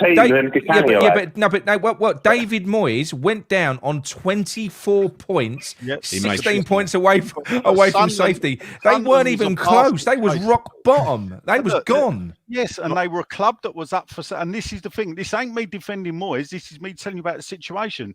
Ellis Short was the owner of Sunderland. Was trying to bow out of the club. Yeah, he was trying to bow out of the club. He weren't running it properly. Moyes walked in. They'd had 5 or 6 managers in the 2 or 3 years before that. You can go back and have a look, and that's what it is. Yeah, they were heading for a fall. Moyes, and let's face it, Moyes was lucky to get the West Ham job the first time. Yeah, he did nothing for 18 months. He was fucking bang lucky to get the job the second time. But he'd done well enough there and everything to get us to this situation now. But as I've said before, he's now been found out. I've said before, been found out, Nigel. And I've said, if the club rung up Bielsa and said, come and manage it. And he hasn't got a plan B. I would be personally sacking fucking David Moyes. Yeah, he was unemployed, which was the main criteria. That's why he was appealing to us. I think he earned enough, but no one wanted him after. Can I give you another stat? Yeah. Can I just give you one more stat? Right? When they went down Sunderland, how many games did they win over a season? Wow, I'd imagine they won 7. 8 games in the entire season. If we play our next game and don't beat Wolves, we would have won 4 games in half a season. Yeah, that lines up quite nicely, doesn't it? Nigel, it does. Yeah, I've got a question for you. So that 1 to 11 that started against Brentford. Yeah, comparing both teams, who would you take off the Brentford starting 11 to bang in the old West Ham team? I would take. I'd only take Tony. Well, I don't know actually. I'll take Tony and Henry. I'll take Tony and Henry. That's all I'll take. I'll take their defence. So why did we lose? Well, because the funny thing is, it happened again today. Moyes defending throws. Inept. Yeah, I know, but that was school. Moyes is practically inept, mate. That was school playground stuff. That was, it weren't. We didn't get sucker punched. 2 of them? No. I'm talking about defending on our part. That type of thing that they did, it was so basic, and the fact that we didn't, especially the second time, to not look for it the second time. So is that Moyes' fault? Of course it is. He's supposed to coach his team, Nigel. He's supposed to coach his team and set him up. And Nick, how do you know he hasn't coached the team, and how do you know he hasn't set it up, but the players have failed to do it? Well, is he out on the coaching field coaching his defence himself? Is he? Is that what he's doing? I don't know. I'd like to think he is, because he's a fucking he's not. He's not. But he doesn't do it. That's why. No, but he's got coaches that he would explain to them the way he wants to play, and it's up to them. There are some games, and I think Brentford is one of them, where you have to look at the individual mistakes by the players themselves and say, actually, that's on the players. And people don't do that. When they're losing games, they're too quick to always throw it at the manager. Where you look at some games, you look at the Palace game, where it's 1-1, it's late into the game. Moyes don't tell his defenders back away when the bloke's running on goal. He runs on goal and he top bins it because we allowed him. The defender that was standing in front of him allowed him the space to do it. Now, I'd imagine, hand on heart, any manager would have said, get tight, close him down. But the player didn't. Backed away. Individual mistake. I think we've moved on from Palace. I think we've become shitter. No, but what I'm saying is, people were saying about it's manager. It is manager. When you're in a situation like this, it ain't. It's everyone, Nick. It's the manager. So have you got a problem with the players that were out on that pitch tonight? No. So why would you line up against Brentford so defensively? Why would you match up against them when you know that if you're going to sort of like play against them? Listen, we're not football managers. Who knows why they do what they do? We're only guessing. Yeah. Okay. But anyway, Lawrence, what I was going to say is sort of to close it up. What do you foresee happening? First of all, do you think Moyes? When do you think? Do you think Moyes is going to turn it around? If he ain't going to turn it around, when do you actually think he's going to get the sack? By which point do you see us surviving relegation? What's your prediction now from this point onwards? My worry is that he might get a couple of results like in the next few games, and then they'll stick with him. I think he should have gone after the Brentford game, but I think I reckon he'll stay now. I do wonder. My thoughts are, I pretty much know. There's a lot of talk about Tuchel and Pellegrini. I pretty much not Pellegrini, Pochettino. I pretty much know that Pochettino's not gonna.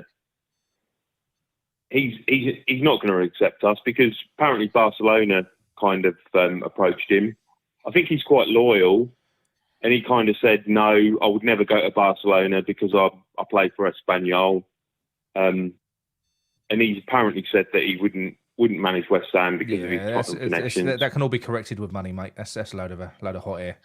Yeah, but do you think, not being funny, but do you think West Ham have got that money? West Ham have not got that money. No, we have got the money. We just wouldn't pay it. Of course, we've got the money. We're just gone out and spent 180 million in the transfer window, but they don't like paying managers. Why did he get Sullivan wouldn't pay that, would he? I said it the other day. On Twitter. Why did he get 180 million this summer? Why did he get 180 million? Why was it that amount? Why was it that big? We've even touched on it. We've touched on it. Why? What? Because we had a European campaign? No, because he didn't fucking buy anyone in January. They carried the money over. The money that was that was set aside to buy players in January that he didn't spend, he spent it in the summer. And I think it's also I also think it's forward funding from the Declan Rice money that we know is coming in as well. That's personally what I think because we know it's going to come. But you're gambling. But then again, the accounts have come out, and the Kretinsky money wiped out the club's debt. So going forward, they're not carrying as much debt.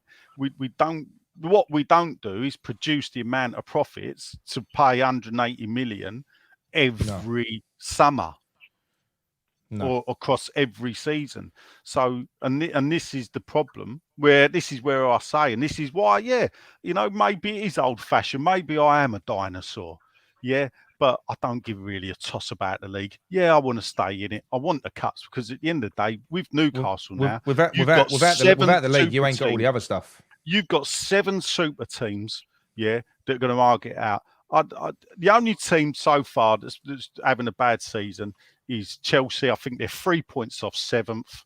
So by I'm not sure if they'll beat Man City tomorrow or whatever, but then they would go, I think, 7th spot, and that's those 7 teams in the top 7. So, and at the end of the day, 7th spot don't guarantee you European football. It only guarantees you European football if the 2 cups are won by teams that have already qualified for Europe. So, actually, and that's my point. My main my main thing is, there's 2 things. You need to stay in the league and win the Europa Conference. Now, for me, therefore, you think that could be a big carrot to bring a better manager in. Yeah, no, I agree. Right. So, Lawrence, you've said that you think Moyes will stay. Do you think he'll keep us up?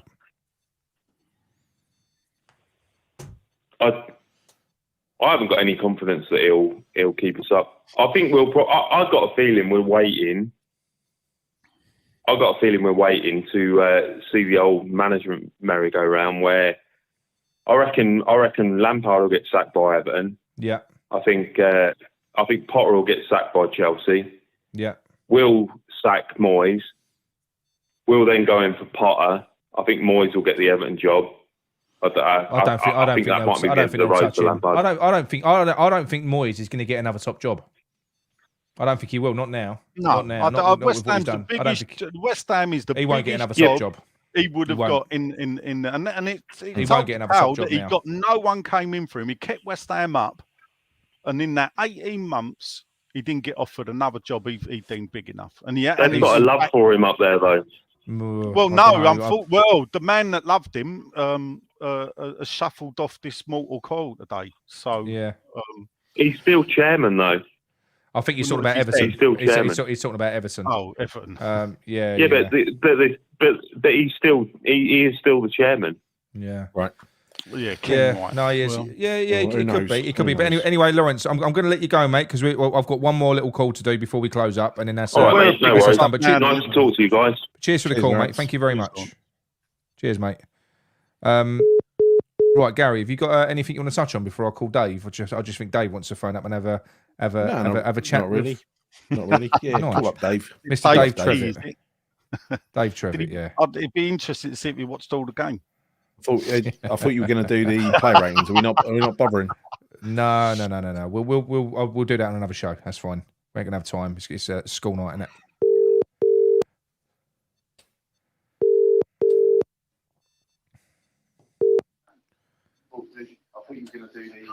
Hello.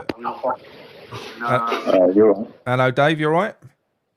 Yeah, Nigel. Dave. No, I didn't watch all the game, mate. I was burying my mum. Sorry to hear that, if that's the case. Yeah, it was the case, mate. But I caught the second half. But I ain't phoned up about today's game. The bit that I saw in the second half, it seemed a bit lively, and I was a bit shocked. I don't know if that was how the whole game panned out, but it was high. It was high intensity. It was a high intensity game, I would say. Yeah. Still shit anyway. Yeah. So Nigel. Yes. You're older than me, right? So I don't know how old. 79, mate. Yeah, I am older than you, then, yes. Yeah. No, 60. Right. So I remember the days of Greenwood and Lyle. Yeah. And the brand of football we played. Now, I can't believe that you are supporting a dickhead that plays this type of football. I get it. I understand what you're saying there, and I have said that Moyes football only really works on the eye when it's winning football. It don't work on the eye. Yeah. What I'm doing is, what I would say is that I've never agreed, apart from Sam Allardyce, the man was an alien at a football club, culturally and every other way. He's never been appointed, and I'd have sacked him the day he walked in. Is possibly, for what some may say, is the same way. I don't see David Moyes playing the same brand of football as Sam Allardyce. Long ball, oof it up. He don't play that way. He does try and play it along the floor. He is one-dimensional, yes.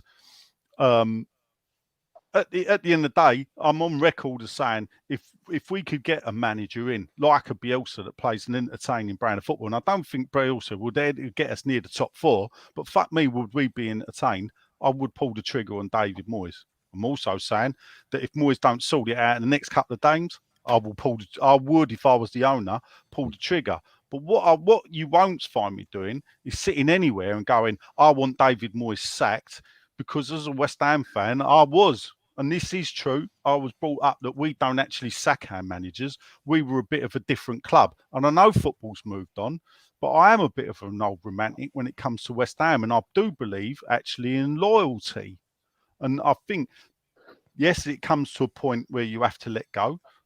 And as I've said, every time West Ham's changed their manager during the season, they've never gone down. Because if you look at the 6 times we've been relegated in their history, it was always done with the same manager at the end of the season as what started it. So there is an argument to be had. And in this day and age, now with modern football, relegation is cataclysmic financially, and it would be to a club like West Ham. Loyalty's got to be earned, hasn't it? Loyalty got to be earned. So what? I think Moyes has loyalty. What last season and the season before? Yes, so and this is the thing. If this was Moyes had only been here, if Moyes had been here for one season, I probably would have been saying, let's fuck him off. Yeah, but I mean, you know. Yeah, but history is history, right? I mean, we haven't won anything.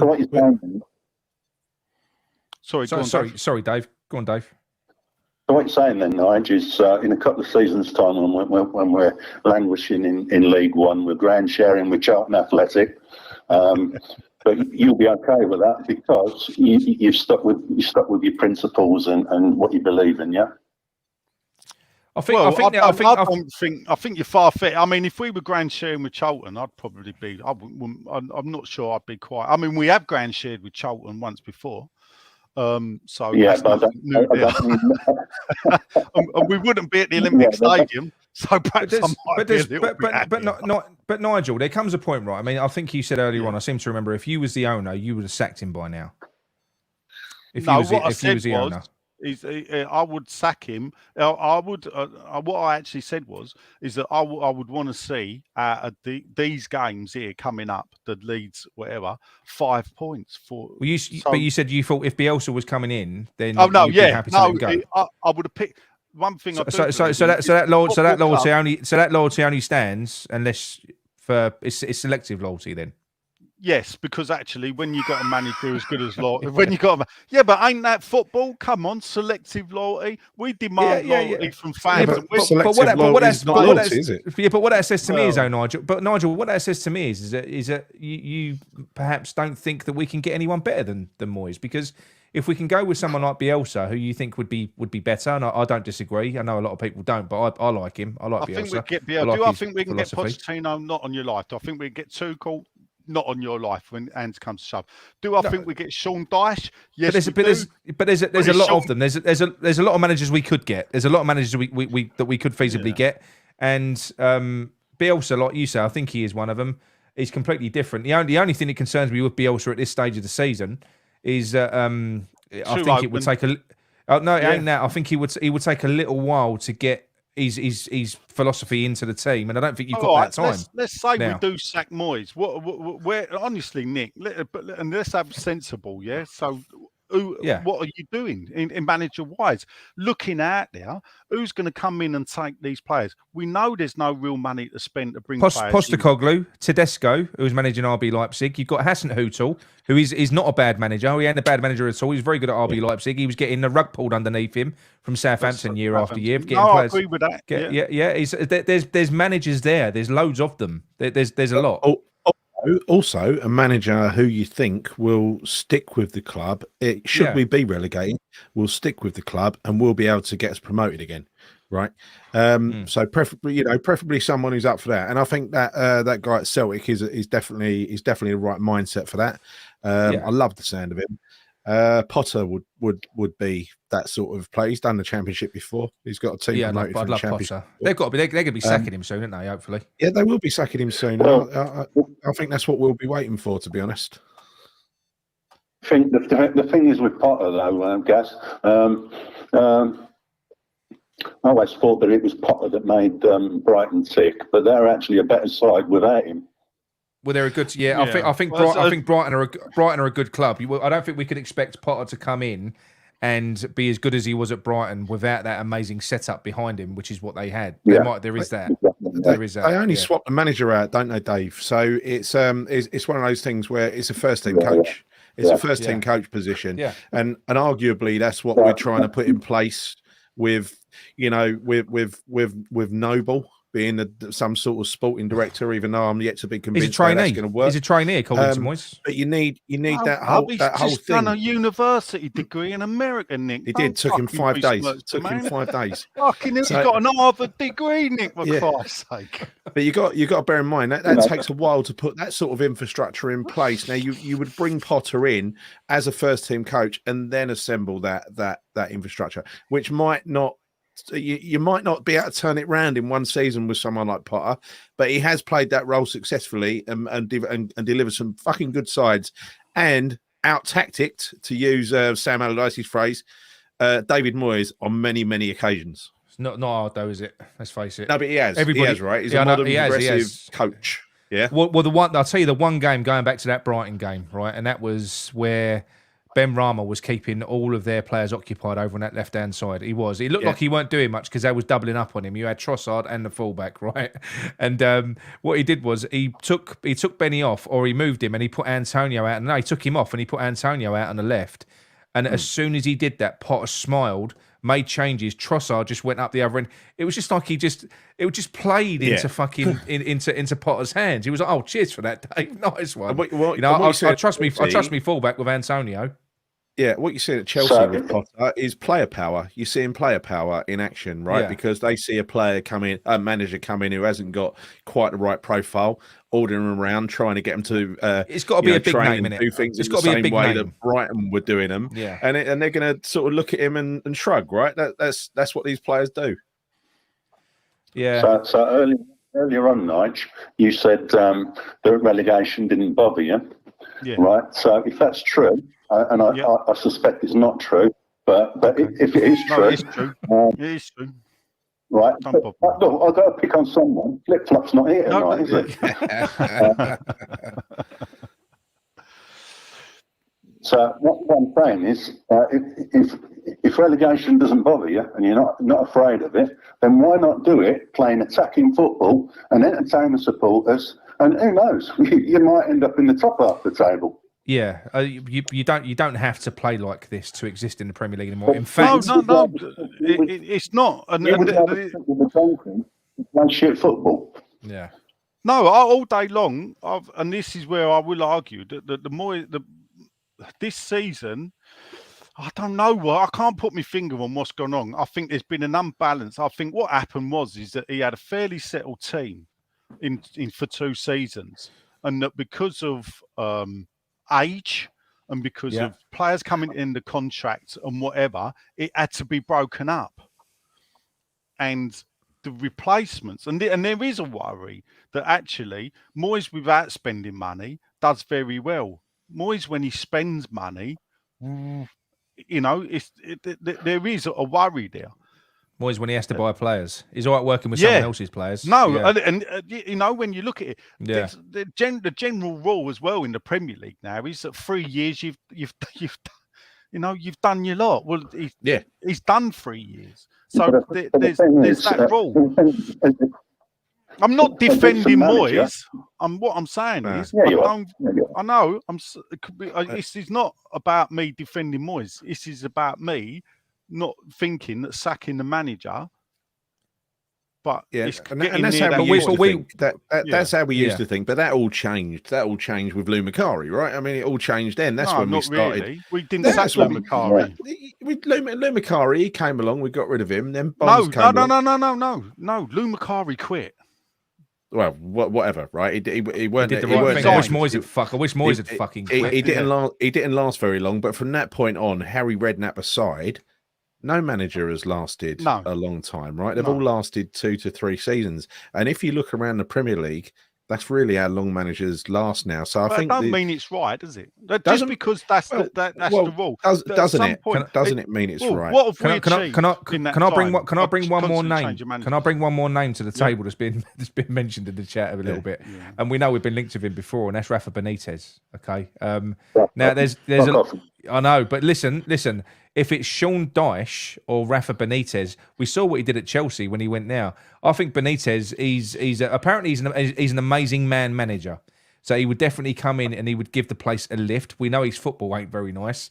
But I think if you're going to go with Dyche or Benitez, me personally, I would go with Benitez over Dyche. I I would do. Benitez is terribly, terribly negative. I mean, I know he is. I know, but if you're bringing someone in to sort of dig you out of a hole, well, I don't know. He wouldn't be my choice. But what you've heard the board, Gary, you've heard the board saying if we're looking for a manager, we're looking to sign someone like David Moyes, which means a defensive-minded manager. And that is a. That is a true. I'm laughing because I've actually seen a screenshot of the email where he said it. So, yeah. That is, it was one of them, where you get it and you think, I can't fucking believe he said it. Can't believe he said that. And why is he trying to piss us off? I mean, it's just fucking. I actually don't think he is. I just don't. I think he just can't judge the room, can he? He can't judge the room. No, but I've said it before. The man, when you ask him a question, so the trusted people will ask him a question, he will answer it. I've told you the story before about how he told me the press release about keeping Sam Allardyce, and he sent it to me 3 hours before West Ham had the press release, before the West Ham press officer had the press release, and he sent it to me. Someone he didn't fucking know nicked his email address off of someone else. Yeah. So he's an open book to people he thinks or whatever. They've asked him a question. These people that ask him a question that are close to him, the journalists and Sean alike, know what questions to ask him. So they like the 6-game rule. Yeah. Did David Sullivan openly go, I'll give him 6 games? No, he didn't. He got an email saying, so in the past, you said 6-game rule. Do you stand by that? So, and then he'll answer it and go, yeah. And this is the thing. So he's never actually said, I'm only going to, any manager, what he said was, any manager that loses 6 Premier League games on the trot can't survive. I'll tell you what, Apache is absolutely right. I would be fucking depressed if we swapped Moyes out for Rafa Benitez. Oh my God. I mean, that's just going from... Would you be more depressed than you are now? Well, I think Gary's got room to be more depressed. I'm not sure you have, Nick. I think Gary could go that not slower. No, I'm rock bottom. Honestly, do I think Benitez could stop us going down? Yes, I do. But do I want a manager like that who's probably going to stop us from going down and then manage to keep his job for another couple of seasons? No, I don't. Yeah, look, someone from the game. Look, doing the 92. He says, I didn't think we were that bad. Defensively frail, but he does say the subs were crap. Yeah. So I'll wait and see what Dodsley said. Well, during the 92, I thought we could have and should have taken the points as well. Can I just say as well, Gail? I'll let you say, anyone who went to that game tonight will have been buzzing because the atmosphere was amazing. There is that. I do sometimes think when you go to an away game, because we were bouncing the whole game, so I think you're going to have had a good day. You're going to have had a good day out there. I think Kent said something similar. Further up, I thought they were there for the taking, and therefore that's why I think it's a bad result. Because I thought Leeds were there for the taking. Yeah. Right? Yeah. Would you bring Allardyce back, Dave? Oh my God, he's available. Dave. Allardyce. Yeah, he's available. That's the sort of football that we need. Now let's have it right. Fuck off, mate. Of course not. Honestly, do you know something? Do you know something, Dave? You was giving me an heart attack then. Yeah, but do you know something? There is actually a part of me that would actually enjoy us reappointing Sam Allardyce, just so that I could get Nigel in there. Piss Nigel off. And I say, Nigel, look at the silver linings. It isn't that bad. Let me show you some stats. It could be better. That's what I'd say to him. Nigel, show loyalty to the manager, Nigel. Show loyalty, Nigel. Yeah, right? What's the matter with you? Come on. You know how mad I am over him. Fucking, I told you the Black Cab story. Fucking I just couldn't fucking. I would fucking be apathetic. To sum up, Allardyce played awful football, very defensive, slagged the fans off, all that kind of thing. Bit like Moyes. Sound familiar, does it? Yeah, a bit like Moyes. I know. Yeah no, because actually Allardyce was never this low in the league. Exactly, I know. Yeah, I know. That's it. I know. Yeah, he was hated more, wasn't he? I know, but Dave, we've been talking for about 17 minutes. It is a school night, so we are going to try and wrap this one up, mate. Is there anything you want to close on? Thanks for the support. You know I've been going through. Yeah. Like I say, I know what you went through today, mate. I don't really know what to say with it's horrible. And you got to go through it as well, haven't you? So well, we've been through it. We're both parents. Yeah, not nice. Yeah, so it's not nice. It's not nice. Yeah. So thanks for the support. Basically, that's all I want to say. Hopefully, Dave, football can be a release for you. I've lost people, and blimey, I don't want to go into what I lost, but I found football to be just that small release from it. It's what it should be, isn't it? It's what it should be for us. Well, what you miss week in, week out? You're having a joke, aren't you? No, I suppose. But do you know something, Dave? Even when it's like this, do you know something? In a sense, sometimes it can also serve a purpose because it's a bit of a stress release. You can come on and you can moan about something else as opposed to. So even that, I suppose, football can serve a purpose no matter what form it comes in, to a degree. Yeah, to be fair, as soon as I walked through the door, I hadn't even took my suit off, and I've put the football on. So there is something in that. Yeah. But anyway, mate, you look after yourself. Yeah, look after yourself, Dave. I'm okay. All right, mate, and we'll speak to you on future shows, mate. I'll speak to you soon. Happy New Year, anyway. Yeah, we'll discuss a few more defeats. Yeah, we will definitely. Lovely. Cheers for that, Dave. Thanks, mate. Take it easy, boys. Right. Mate. Right. That's Dave gone. Right. So I was talking about what we were talking about earlier on. Gary, what do you think's going to happen? Give me some hope. Do you think that David Moyes is going to get sacked tomorrow? That's what I want. I want someone to tell me. I want Nigel to tell me he's had a text message to say Moyes is gone. My prediction is... I want some hope. I can't moan about it anymore either. My prediction is we'll lose at Wolves. We'll lose at Wolves, and we'll possibly get a draw at home to Everton, and then he'll get fired. Because I do believe running the transfer window down is the main motivation at the moment. Do you think he could lose against Wolves? So that would be 8 games with 1 point, and they would give him another one. Yeah, I think they 7 games. 7 games with 1 point, and they give him another one. Yeah. But he's won. Yeah, I mean, that's bad. What do you reckon, Nigel? Do you reckon that'd be it? Do you think if he lost to Wolves, 7 games, 1 point, they're going to give him Everton? Are they? I don't want to second guess them because it's something we've got to think tonight. It's quite possible that if he had lost tonight, that actually Sullivan would have stuck by the 6-game rule and got rid of him. So I did get a message to that. How pathetic is that to have a rule like that? So, I don't know. You lose 6 games on the trot. You got to take the. No, but I mean to have to wait for that. There's no science behind that. He's just made it bad up, right? Well, you say that, Nick. I don't think that's a bad thing, but you got to take it in context. If you're sitting third and then lost 6 games on the trot, and you're only sitting mid-table, is it right to fire the manager? From a West Ham point of view, I don't think it would be.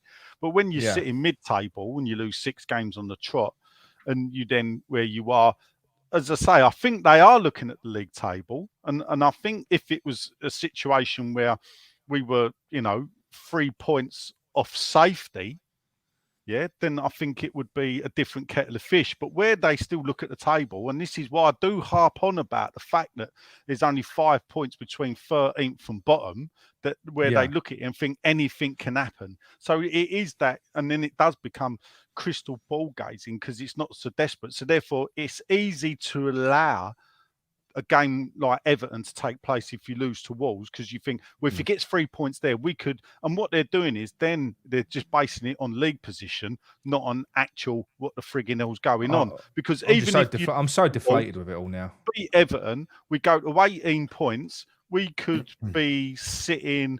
Let's say we're sitting 15th. Yeah. So 3 points off. We could still only be 4 points off the bottom of the table, let alone relegation. Yeah.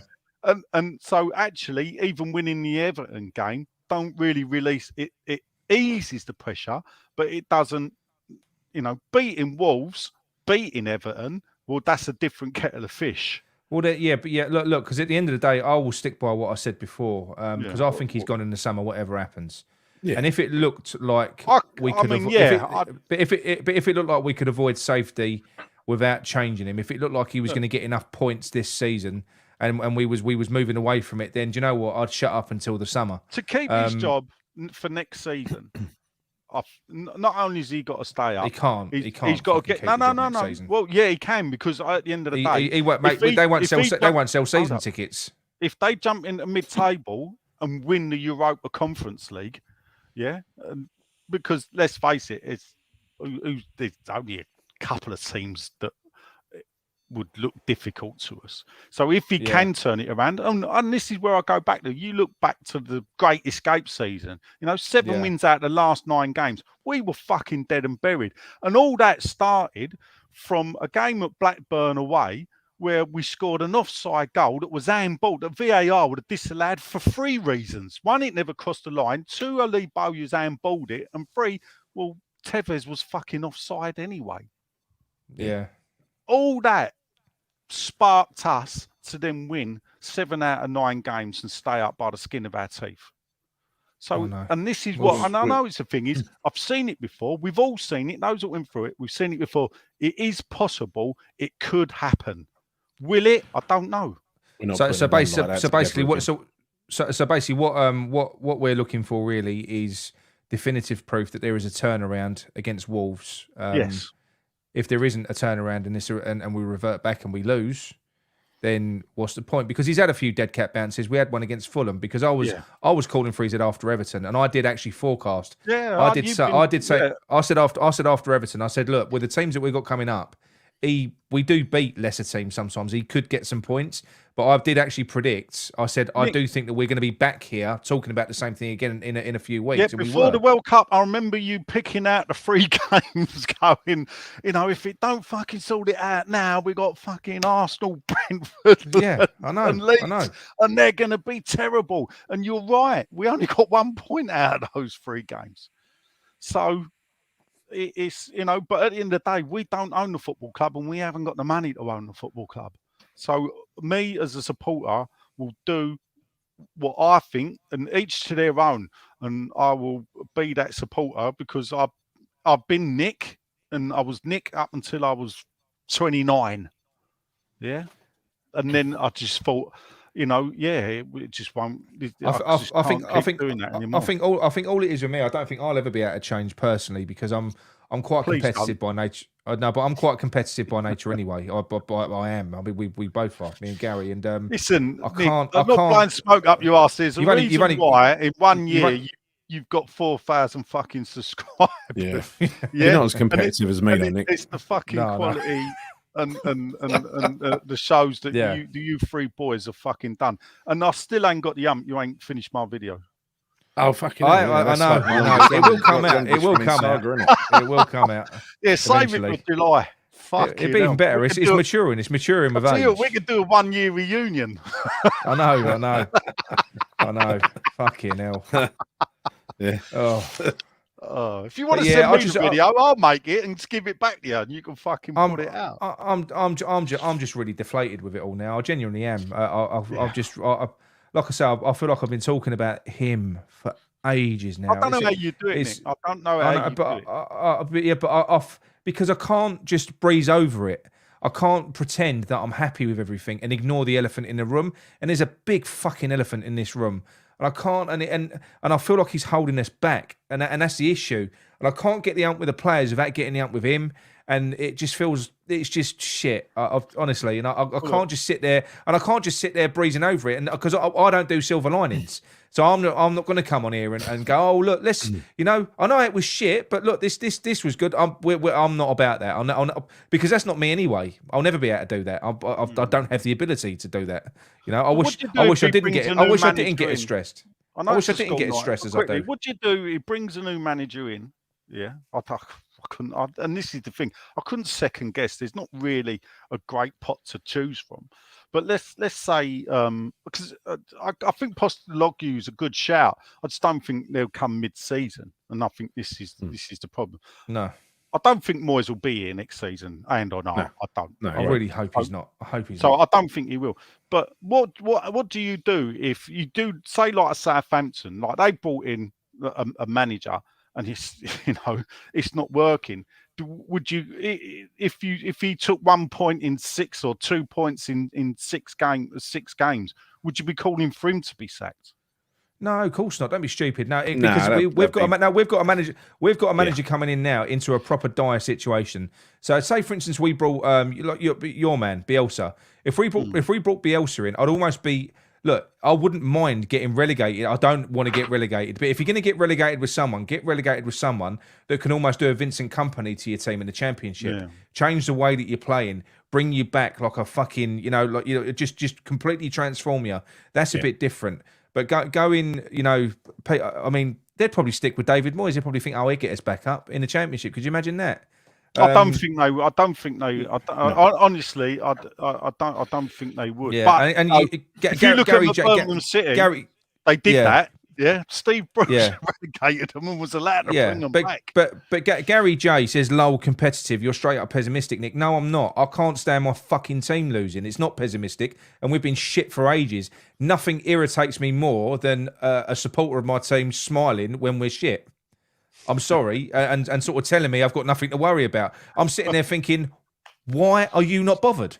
Why are you not bothered? I don't fucking get it. Do you know what I mean? I don't understand it. I'll tell you I don't understand it. Because at the end of the day, I will still pay that club the measly amount of money. I'll give them the bare minimum. One down. But anyway, not for today. While that goes on, and sometimes I question why I still go, and the reason I go was because there was no way on this earth that ownership was going to stop me from going. So it was almost like I will keep going until they're fucked off, and then I will look at my life then and go, do I still want to attend the games that I do, or do I want to cut back? But then I go and watch us play Brentford and we get beat 2-0, and it's the first time I've been over there for fucking 5 or 6 weeks, and I really enjoyed being back over there. Talking about the ownership, not Nigel, talking about the ownership quickly, and Gary as well. Right, look, David Gold has only just passed away. He's only just passed away, so you don't want to be. You don't want to be going too much into anything like that. No, I'll be doing my own obituary to him, but I'll be leaving it a few days out of politeness. Yeah. But what does happen to the shares, David Gold shares now? Well, and the thing about it is, a few people were caught unawares. A few people did text me and said, "Fucking hell, Nigel, you was right what you said the other week. This has been on the cards." I think he's not been well, has he? He's not been well. No, he's not been well. But not only that is that things had happened in his business life where it's sort of been lining his ducks up. And when I say lining his ducks up, it's sort of been planning for preparing. So making sure that nothing was in limbo.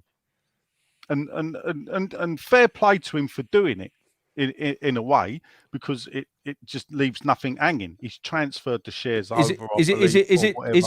Is it true that the shares that were available, because that's kind of what I read earlier on, with part of the agreement that was signed with Kretinsky when he bought the club, was that once shares became available effectively, once with something like this, that he had first dibs on shares. Though. They're not available. Yeah, but they're not available because they've been passed to Vanessa and they're in the fact. Is that what happens with them? What's happened is that if you look, I believe that his son-in-law was appointed to the board, Dan Sullivan, I believe his name is, and that he is the representative of the two daughters. Okay, so that was so. There's been a shift. There's been a shift. So basically, they'll just take over. So they will his seat. They take over. Yeah, his seat will be not so much. I don't think he'll be joint chairman. I think what will happen is that Sullivan will be the chairman now of West Ham United on his own, not a co-chairman. I mean, the thing is, we've got there's no, because Sullivan now he's got no one that will challenge him, is he? I would like to think that if there was a West Ham fan at the pair of them, it was David Gold, whereas Sullivan now. Well, if you look at the history of Gold, born in Stepney, moved to Green Street at the age of 5, and we all know what we've all got his backstory, so we know what it is. So you can't argue the fact that the geezer was a West Ham fan, And to be honest, hand on heart, I knew he was a big West Ham fan. My family had dealings with him when he lived in the area. Or my family lived in the area. And before he bought the club, he was the man I wanted to own us. Yeah. What I didn't expect him to do was the day he walked in the club, which is 13 years in 2 weeks' time, is say we're going to leave Upton Park. No. And without beating around the bush, people go, oh, he was the nicer one out of two. For me, I was always brought up, you don't shit on your own doorstep or on your own people. No. And in a way, I can accept Sullivan. He ain't an East Ender. Yeah. Dave Gold was. So, but I had personal dealings with him at West Ham, as you boys know. You know, I know. It's, you know, it's just, it's sad for his family. You know, it's all, you know, we don't want, it's horrible, you know, but he had a good life. He done well for himself. You know, he did come from nothing. It is a bit of a fairy tale story. It's a nice story, definitely. isn't it? It's a nice story. To come and own the football. Who wouldn't? Yeah. You know, would I have loved to have done that? Fucking hell, yeah. You bet your bottom dollar. I'd love to have gone out, been rich enough to buy the football club. You know, they tried to buy it before, but then they went off and bought Birmingham. Now that I could argue, you know, I've told him to his face, you know, I was still here, mate, for 17 years while you were sitting in Birmingham shaking hands with Steve Bruce when we got relegated. Yeah. So don't, you know, I use that as a stick to hit them with. Yeah. So there's that point to it. You know, this club won't ever achieve anything a lot of these fans want, with that ownership. The problem I've got is, I don't know about Gary or whatever, but if someone like PIF bought West Ham, that would be me done. I'd still be a West Ham fan, but I tell you now, I'd think I'd have to walk away because that ain't. You do know we're not going to get East Londoners owning the club no more. Yeah. No, I'd struggle if it was a Middle Eastern, you know, like the Saudis have taken over Newcastle. It's probably the only new owners that would make me consider whether or not I want to continue watching West Ham or not. Because, listen, I've had season tickets continuously over there since they built the Bobby Moore stand. I had the same ones, and you know, and we had one like a season or two before that as well. But you know, so. I don't not renew, you know, I always renew no matter how shit we are. And I always drag my ass over there to watch the home games and go to some away games whenever I can make it. And I'll carry on doing that. But if that happens, that'll kind of conflict with my morals, you know? And this is the thing, going detouring, Nick, sometimes when I look at you and think, and I hear the people go, oh, where's the progression? Where's the progression? I said, at some point with a club like Western, progression will end, and it's how you deal with it. But you know, but my argument is, I think sometimes, and I think you confuse it as well. I don't necessarily give a shit about the top six and stuff like that. I think that's where you confuse what I'm saying. It's not what's killing me with. I know what West Ham are. I've supported them all my life. You know, I'm not a baby. I support them. We've been shit more often than way more often than we've been good. But they've always. David Moyes is sucking my love of watching this club out of me. Yeah, Moyes to you is my Allardyce. I can't enjoy it. It's killing me. It really is. I can't enjoy it. It's anti-football. It's especially nowadays as well. No other team in the Premier League, like I say, apart from Spurs, play like that. And Spurs can only get away with it because they've got Harry Kane and fucking Son up front. And it's just, I can't stand it. I hate it. And I think it's wrong. I think it's, especially when we've got players like we've got now that you know that would flourish if we had someone else. And yeah, I don't know. It's killing me. But the mad thing about it, and I don't know if this sums up how bad West Ham is, but when you look at West Ham in the Premier League, and not far off all the 18 West Ham managers. Yeah. I've not updated it, so perhaps I should update it. But David Moyes had the best points to game ratio of any other manager we'd had. But I really don't care. I know what I see with my own eyes. And I get it. But then this is the thing. He don't anymore, does he? Well, No, he doesn't anymore. It's not. But he doesn't. Yeah, He but doesn't you know, anymore. when I did it at the start of the season, or so at the end of the last season, he was 2 points clear, which is a lot. Yeah. Which is when you're looking at some of them are only separated by like half a point a game. Yeah. But 2 points clear, being top of the, and I did a thing where I wanted to try and say who is the best West Ham manager ever. Is there a formula? And when you looked at it, I thought I couldn't really make it. You could make a story out of it, but actually it's bollocks really, because it's just on paper. Yeah. The best West Ham manager is in your heart. Yeah, we will all have a different best West Ham manager. Yeah, my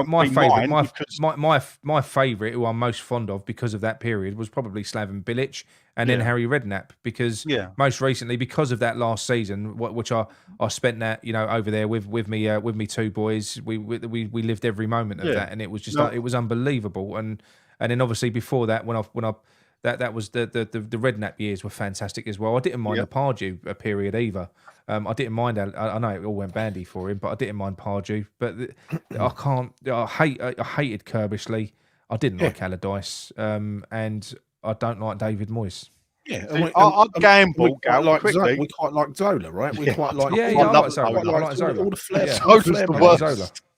Yeah, I know. Yeah, I'd gamble that yours is John Lyle.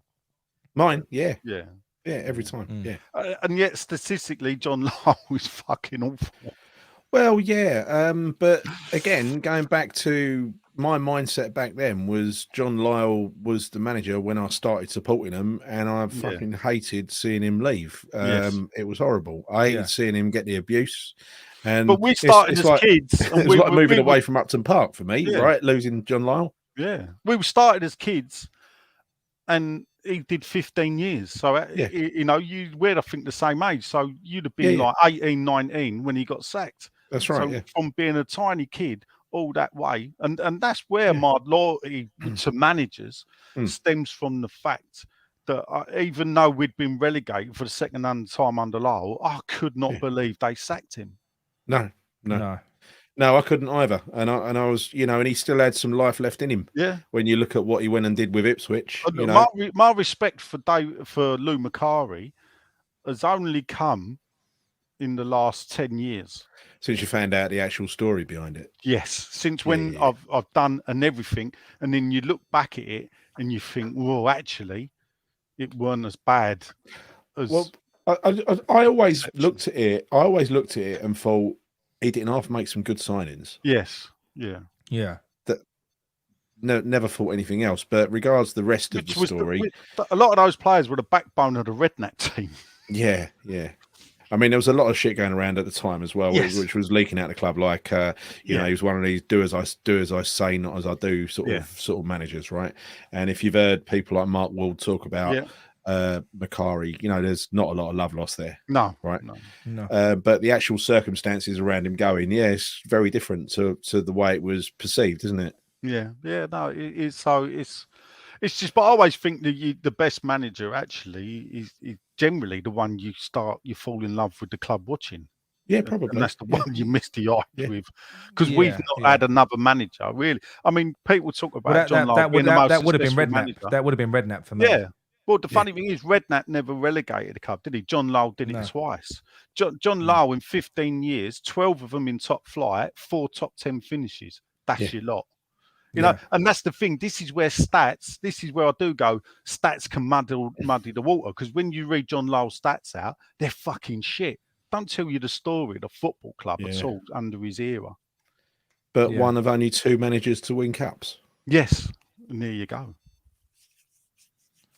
Right, okay. Apparently, now Alex Chapman. Now I don't know whether this is true, but Alex Chapman has said Moyes now has a 28.5% win ratio, statistically the worst manager in West Ham's history, lower than Grant Zola. I would dispute that, because I don't see that happening. I'll have to go and double check, and I'll tell you why. Because the man, it could have been impacted by this last year. It ain't been good.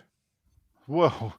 Yeah, it ain't been good. That far. Hold up. He comes in for the first 6 months and does okay. Yeah. Then gets a 6th place finish with the best season. But what was his percentage, though, Nigel? You said about 40%, didn't you? What did you say? His win percentage. No, it was.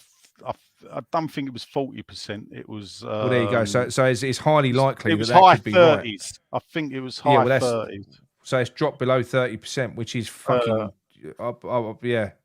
I'll open it up now quickly. Just bear with me. So David Moyes. What have we got here?